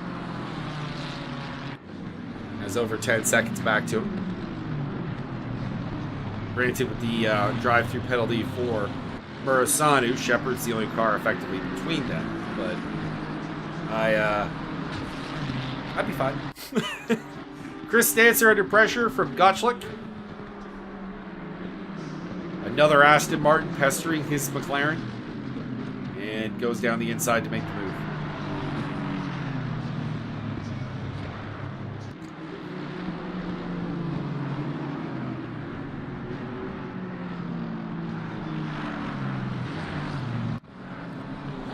Championship leader Richard Oakes looking to make some moves. He is currently dicing and overtaking Adrian Maroud for 11th place. Next up on his list will be Samuel Jardine, though he is 9.5 seconds behind him. Jardine's fight is more going forward as he is caught up to the back of Oral Jaw in the red Ferrari. Little contact up ahead. Getting spun out there.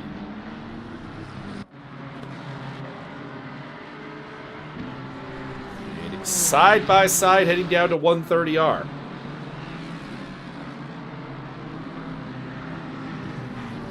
And Jardine will overtake Jaw without too much fuss. Puts him into 9th place overall. That is good enough for 7th in the silver category. Max Cruz. Next up, BMW Alpina driver. Putting the pressure on Chris Stancer. Seems like Stancer may have run out a little bit of gas here. His lap times have not been particularly good recently.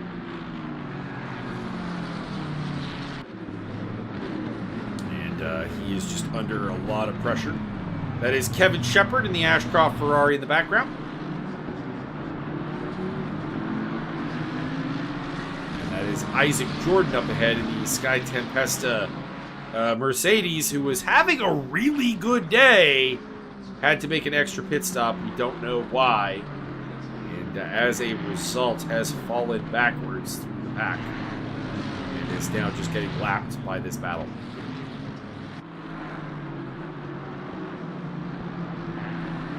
Does a good job of staying out of the way.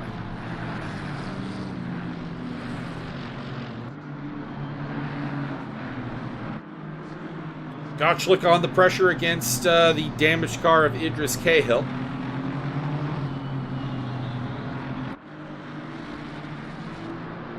Czech driver battling the... I don't think I've actually seen what Gottschalk's nationality is.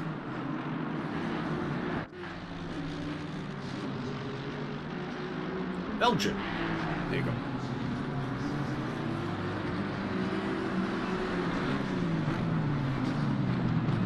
Should have known that, actually. In hindsight, should have known that. Cahill goes off the road at the hairpin, and the Aston Martin is through. Chris Stancer may also have a shot, as well as Max Cruz and Kevin Shepherd.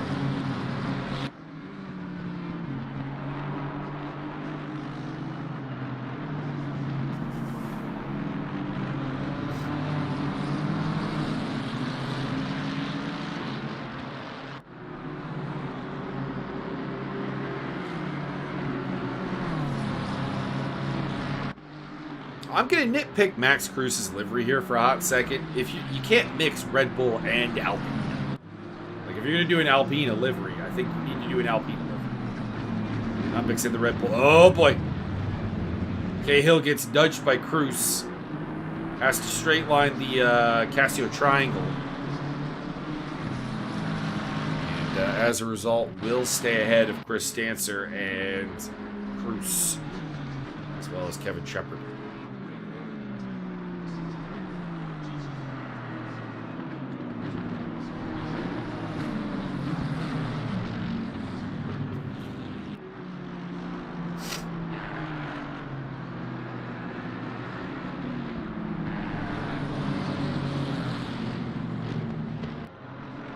Oral Jaw losing out to Richard Oakes. I'm not going to worry about that too much because Jaw has just not been resisting the silver drivers, like, at all.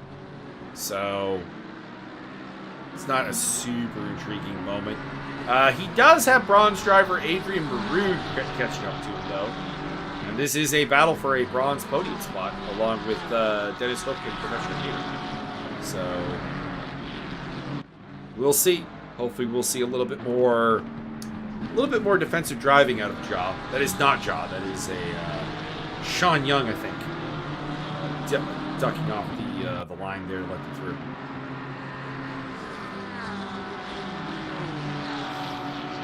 Can confirm.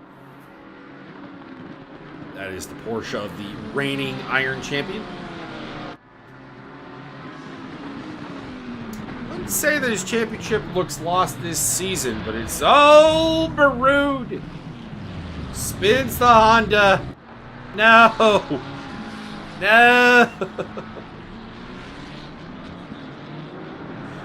Largely just some blue flag cars around him, though. He's quite a ways ahead of Alfredo Quesadillas. So, but we are robbed of that battle.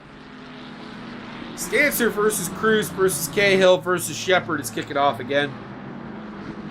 Isaac Jordan getting a front row seat. In the background, that is Shepherd overtaking Cahill finally. Cahill's damaged BMW, I don't think can keep up with this group. But he's been here.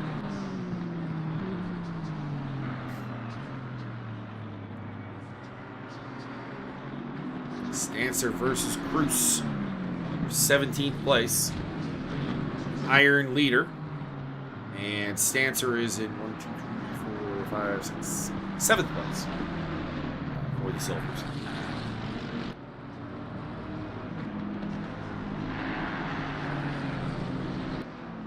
Leaders on final lap now.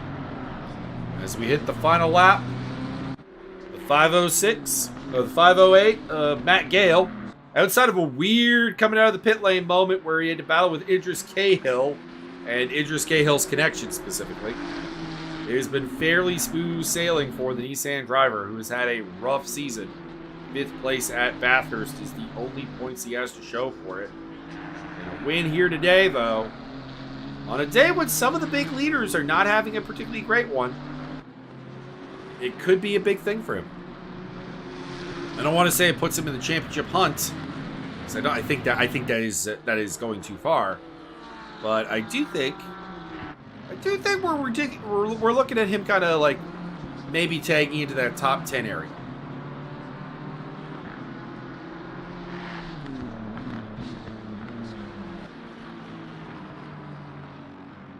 We'll see what he can do here.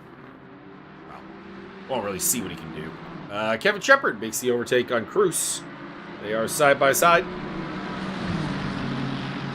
And really not much here, like, because this is a silver, bronze, and iron driver squabbling over position. This is not important, but it is entertaining as all heck. One of the Mercedes is off in the background. That might have been Tobias Wagner.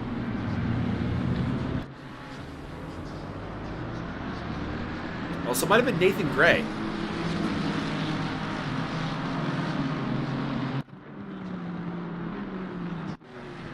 It's the only real battle going on, so we'll stick with it. Doesn't have relevance towards the championship, but it is entertaining. Christian Lem's getting out of the way. Or Leems. Getting really out of the way. Although I guess he is letting a train through, so there you go. The leader has finished the race. Your left knee gave up the ghost in and couldn't brake properly. I know that feeling. Matt Gale is your winner, followed by Thomas Hagen, finally getting a decent result. Oh, hey, Thomas, don't wreck the car. Miles Snow makes it a double Nissan podium in 3rd place. Aaron Shergill comes across the line ahead of John Spriggs. Pretty unimpressive day by his standards. Jack Biddle comes home in 6th place, so Honda gets a solid result on home ground. Your winner in the bronze category is the Cyber Racing BMW of Dennis Hook, who puts himself into a little bit more of that title fight in the bronze category. Professional Hater will take the championship lead in bronze with a 7th place here today, or an 8th place here today in the 992. Richard Oakes, the championship leader, is bringing home a 9th place, 7th in class in the Rust Bucket Porsche. Solid outing. Oral Ja, it could have been more. Not a great pit stop, and maybe a little more aggressive driving could have gotten it more. But he'll stand on the bronze podium. I'm sure he's happy about that. And Samuel Jardine rounding off the top 10 for the straight flush Honda team. After that is Alfredo Quesadillas, Jeffrey Bacher, and people are leaving the server, so these results are getting a little bit mixed up.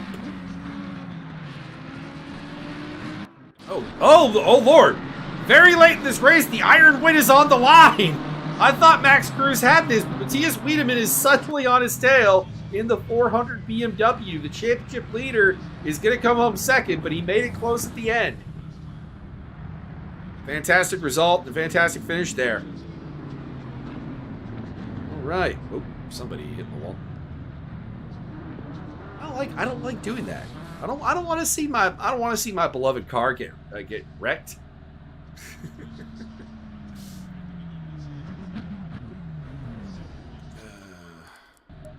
Get the full. Yes, I can. All right, so let me quickly do a quick run through on the championship standings, and I'll roll through them, and then we'll get to interviews. So your winner today is Matt Gale. 18 points on the board. Probably got fastest lap, I would think. But the fastest laps are not available to me right now, so keep in mind, this is without the fastest lap being included.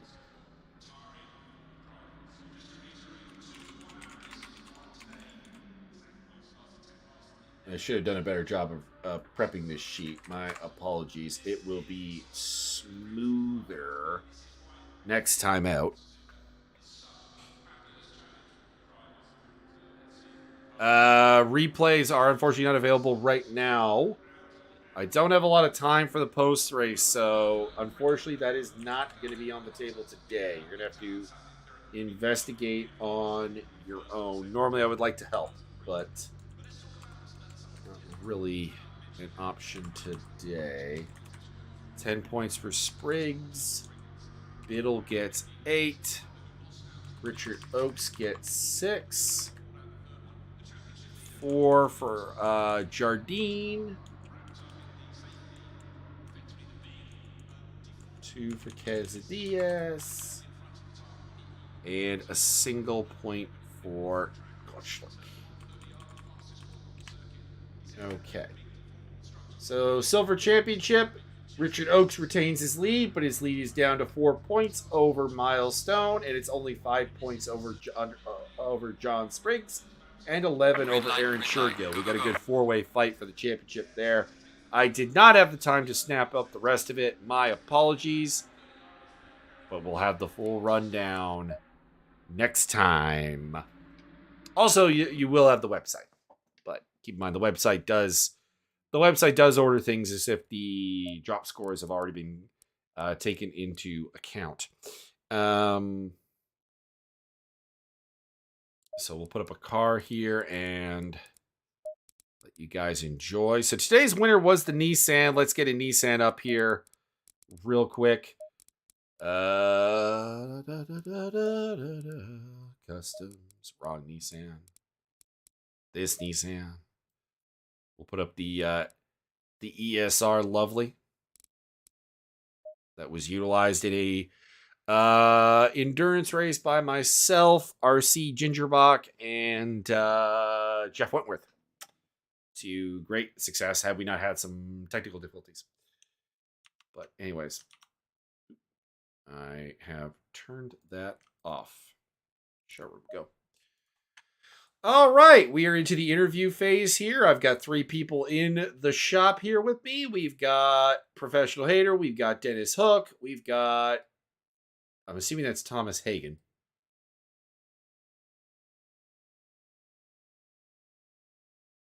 We'll start with Professional Hater, championship leader in the bronze category, and today's second place finisher in that particular category in the 992 Mustang.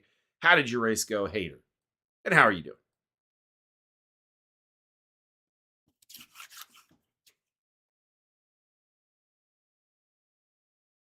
Oh, hang on.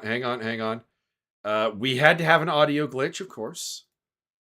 I went through the entire stream without an audio glitch, but of course, Discord is being Discord and has decided to reset its settings. Just a moment.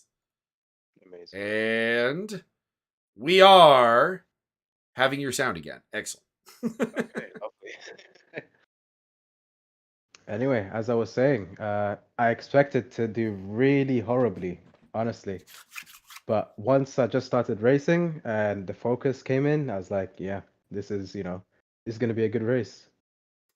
We didn't see a ton of your race. It looked like you got a really good pit stop in, and a couple other your major rivals. Oral Ja, I think in particular, comes to mind.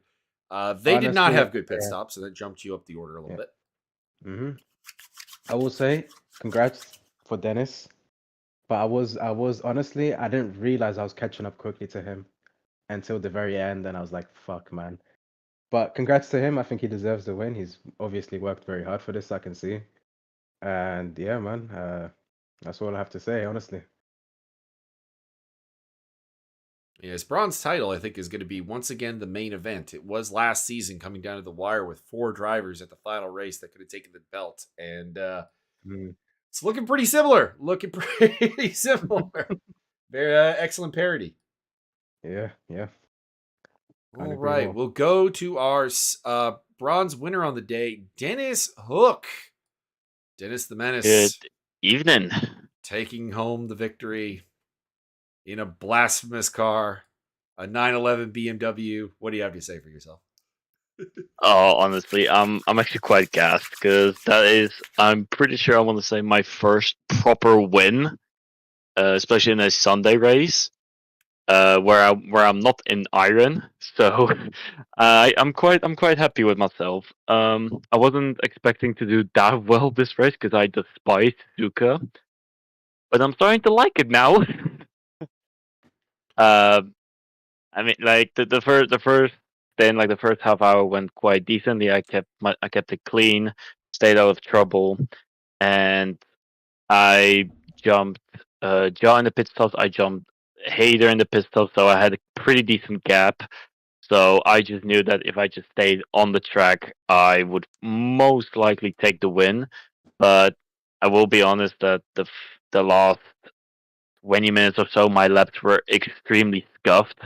So I was losing quite a bit of time, and that's when, as Hader mentioned, he was catching up to me quite quickly, but that was just mainly pure to me being very inconsistent. But yeah, nonetheless, I'm extremely happy.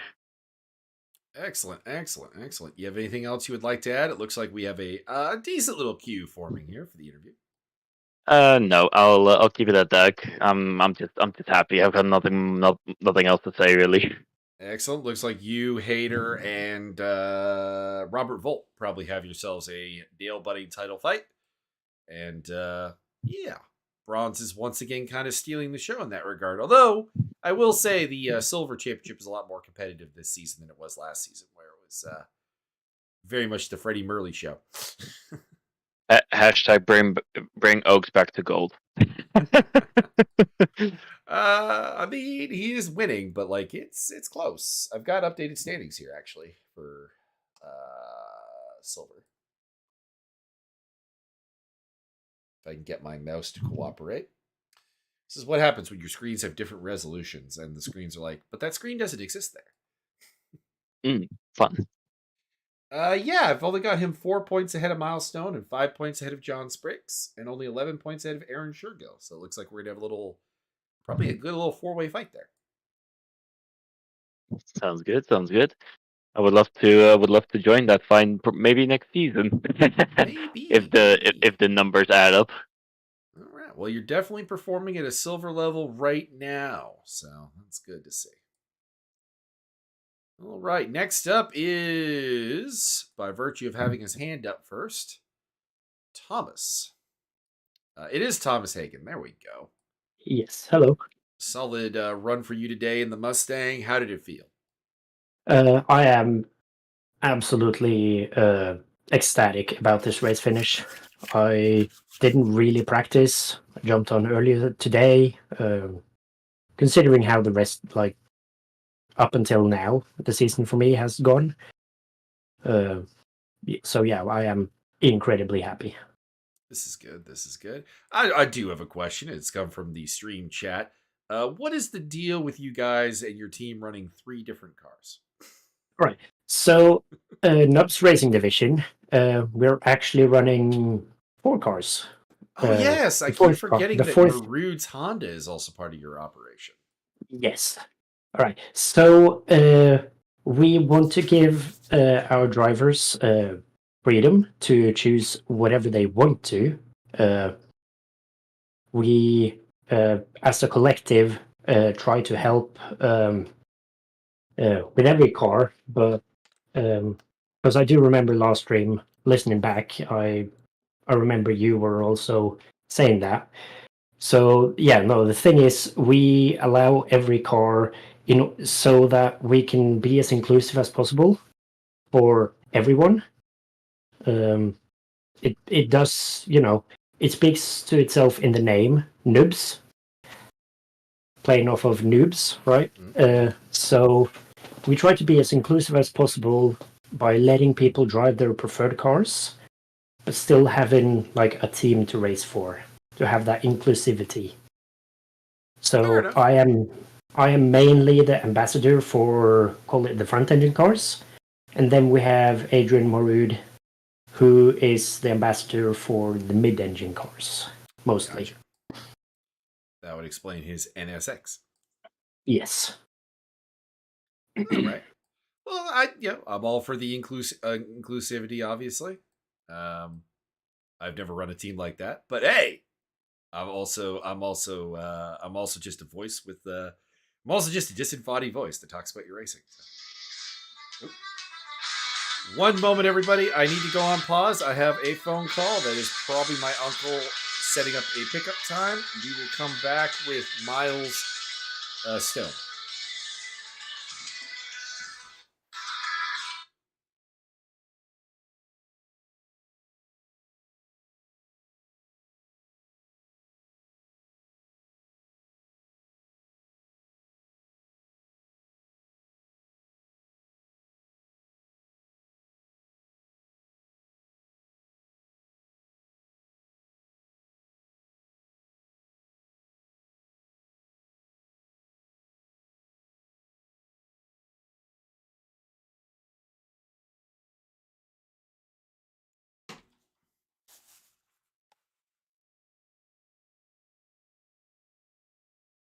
Okay, hopefully I have convinced my uncle to convert that to a text conversation, and we can roll here.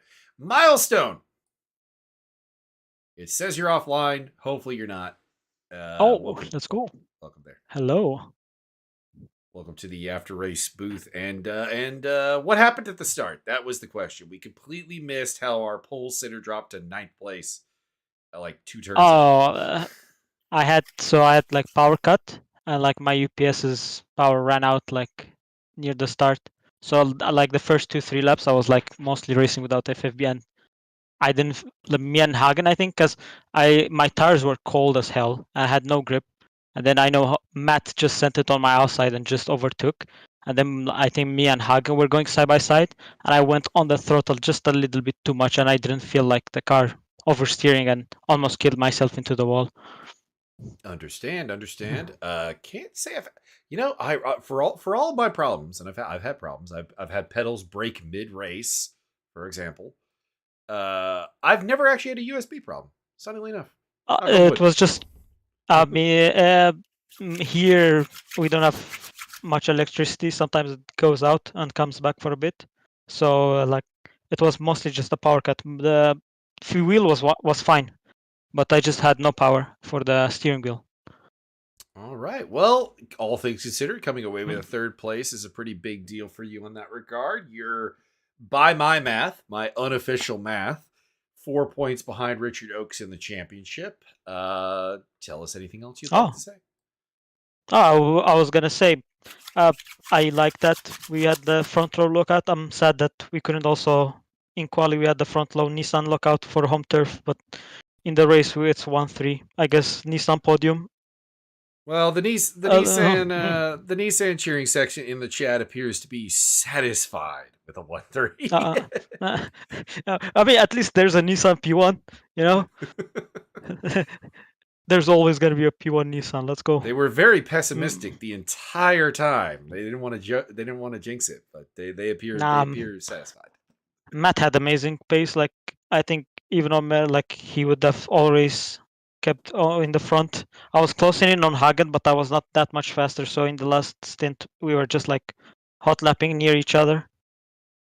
But like Matt just disappeared after lap 1. I remember he was tell us about your interesting run with Idris Cahill there, because on our stream it looked like he was had a very shoddy connection, and things were Idris Cahill. I don't remember. What happened with me and Cahill? Shortly after you came out of the pits, you were with Cahill. He was the black and blue BMW. And it looked like on screen like he may have bumped you off the track. But to be clear, we're not faulting him because it looked like he was also having connection issues a lot. But we were talking... Oh, wait, no, that was Matt Gale. Okay, other Nissan. Other Nissan. Yeah, other Nissan. Mixing up the Nissans. Other Nissan. What a race to be, watching when you can mix up Nissans. Like we have an amazing grid, very mixed, and we have like all the cars we can get. It was really, really competitive today. There wasn't really much of interest in terms of the actual win, just because Gale was pretty in control the entire time. But like there was good battles throughout, so that was nice. Yeah. He was like very fast. I remember, I think his race pace, he was also more consistent with the fast laps, and he took the fastest lap, I think, also by like 2/10 or something. And like consistent as hell, and like the Nissan is just good here too. I think I feel like there was a bit issue on my side with hot brakes sometimes because I was closing the ducts to get some temps, but otherwise the Nissan feels amazing. Especially like after the first sector, you kind of like calm down, and then the hairpin, the Nissan just I don't know what happens there. With the Nissan, the car almost stalls in the hairpin, but everywhere else it just goes. It's good to know that the BOP is allowing the Nissan to be a little bit more competitive than I'm used to seeing it as, which is good. Oh yeah, the custom BOP is amazing. That's why we have such a grid. We have Bentley, Nissan, I think almost every car on the grid, if not all of the 12 LFM cars that are missing. bopped. We're missing. We're missing which one? We're missing the Lexus. I mean, oh yeah, but from the original 12 LFM bops, all of them are here, I think, because the non-LFM bopped cars are actually banned this season. That's why we have no Lexus. Oh, it got banned. Oh, this is lame. This is Due unfortunate. to issues like some tracks they might be overbopped and some tracks they might be underbopped or whatever. Like some, it would be inconsistent and like unfair to run. I think that's just kind of life. I guess. I mean, it's sad that the Lexus is an amazing car, but yeah, what you can do what you can do, you know. You get what you get. Gotcha. Oh. All right. Next up, we have Robert Volt, who has lost his championship lead by my math, and take that for what it's worth, in the bronze category, but is still very much in the hunt. How are you feeling today, Robert? I'm feeling pretty fucking well. I managed to put people off track without even hitting them. I mean, I don't know if you're supposed to be saying that. You've lost your championship lead. You're supposed to be all emotional and angry about it. Oh no! It's still possible to fetch it from the current championship lead, but again, meh. Although I could have scored a lot more if I didn't let Marud pass me on the finish line, but again, sportsmanship. I'm just saying. You know what happened last season at round 4? I'm just saying. Yes. You lost the championship lead at round 4 last season and didn't win the championship. So I don't know. History repeating itself here. Oh, did I do it again? Maybe. No, hopefully, well, I mean, I don't know. I don't have a dog in this fight. I'm just looking for a good battle, but hopefully, sorry. Adrian had a lot of Adrian had computer problems again, and it was on the finishing straight. So I was like, fuck it, I'll just let him pass because sportsmanship. Fair enough. Anything else you'd like to tell us about your race? We saw a fair bit of it, I think, on the stream, but we're always game to have the inside view. Mm-hmm. Well, I don't really know what I can add to what's already been talked about me, but yeah, just driving. Man's just driving, bro. But yeah, like the start of the race, I was just vibing with like smooth jazz and shit like that. Cars cars on all cars on left, right, front, and behind me. I was like jamming to smooth jazz and shit like that, which is a completely different experience from how it was for me at this when I started to race with Evolution Racing in Calgary, which was fucking nerve-wracking, mind you. I think anytime you're racing with a new group, it's going to be really, really nerve-wracking, even as old hands. Oh, hell yeah. All right, Matt Gale, also Oral, if I'm pronouncing your name correctly. Number 1, please confirm. But number 2, if you want to talk, you gotta put your hand up. Matt Gale, just barging into the booth here. How you doing today? How you doing? I'm doing well. That was a good race for me. It was boring, which was good. I think, I got ahead in T1, and then very boring race. I kept it going. Kept some pace in there. I was pushing most of the way through because anything can happen. And then it did happen. When I came out the pits, I met with traffic, which was fine, not a problem. But then someone's car was glitching in and out, so I was appearing in and out of them. Indeed, So I was asking Milestone about that, thinking and forgetting it was you that had the issue with Adris Cahill and not him. yeah, I don't know who it was. I thought it was someone else, but yeah, they just kept appearing inside my car, so I took a bit of damage, but hopefully they didn't take any damage either. And I then mean, yeah, they were driving with a broken front end for the end of the race, but I don't know if it was caused by that or something else, because obviously if you're glitching at that point, there's probably other glitches to be found. yeah, everyone else's car was fine. It was just this one car that I thought I would got around them, and then they kept appearing. So obviously we were side by side for a lot of it. But these things happen. I survived. It was a hair-raising moment. It's one thing doing that if you're mid-pack. It's another thing doing it if you're leading the race. But yeah, it paid off in the end. I got to the end, no problem. Kept pushing, and brought it home. So yeah, my first win. All right. Well, an excellent day for you. Maybe not the greatest day for commentaries in that regard. I was kind of thinking Aaron Shergill might do something with that long run he did, and then I looked and saw him was like stuck in traffic for the entire time. I was like, well, that is not going to help. Yeah. It helped me. That was good. I don't know if I was on stream for any of my drifting moments, but I had a few at T1. Don't but- recall it. We didn't see a lot of you, honestly. That's It does totally tend to be the understandable. case. We have seen very little of race winners this season. That's been kind of the case. I think that's the secret to winning a race is to keep out of trouble.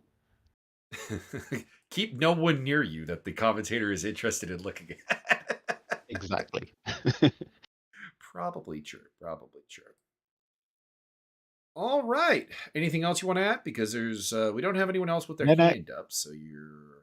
No, I'm good. I've got to go off and do some stewarding now. All right. Excellent. All right, Oral. Like I said, Yes. you are in the audience. If you would like to speak, please put your hand up. There's a little hand icon. You got to raise it. I don't have the ability to drag people to the stage. He does not want to talk. Okay. All right, then. Well, that'll call it to an end here. I've got to pick up for a Super Bowl party in about 10 minutes, so this is a good time to wrap up. Big day for the Nissans, picking up the W and a double podium. Very good effort. Congratulations to Dennis Hook on his victory in the bronze category, and congratulations to Max Cruz for hanging on right at the end in the iron division to defeat championship leader Matthias Wiedemann. Although Wiedemann's second place, I think will easily keep him in the lead there. I think actually, yeah, the only championship leader that changes, I think, is the bronze category. We came in with Robert Volt in the lead, and we leave with Professional Hater on top. So, otherwise, Richard Oakes retains his lead, although it is much shrunken in the silver division.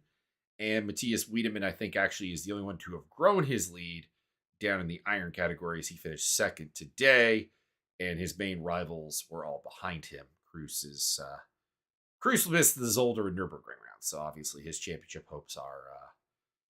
I don't want to say none because he's done very, very well at both Bathurst and now at Suzuka, so he's got a shot. But he's gonna have to basically win out, and more importantly, I think he needs somebody to beat Matthias Wiedemann. He needs someone to get between him and Wiedemann if he's gonna have any hope on the matter. So we'll see you next time, and I think we have next week off because I think it's the break week, but could be wrong. Check the Evolution Racing Academy website and also the Discord server. Obviously, you'll find the answers there, and also just keep an eye on the YouTube channel here. If a live stream is scheduled, then we're going live, and that's all I can really add. Have a good day, everybody. Also, go Eagles, and I do feel dirty saying that.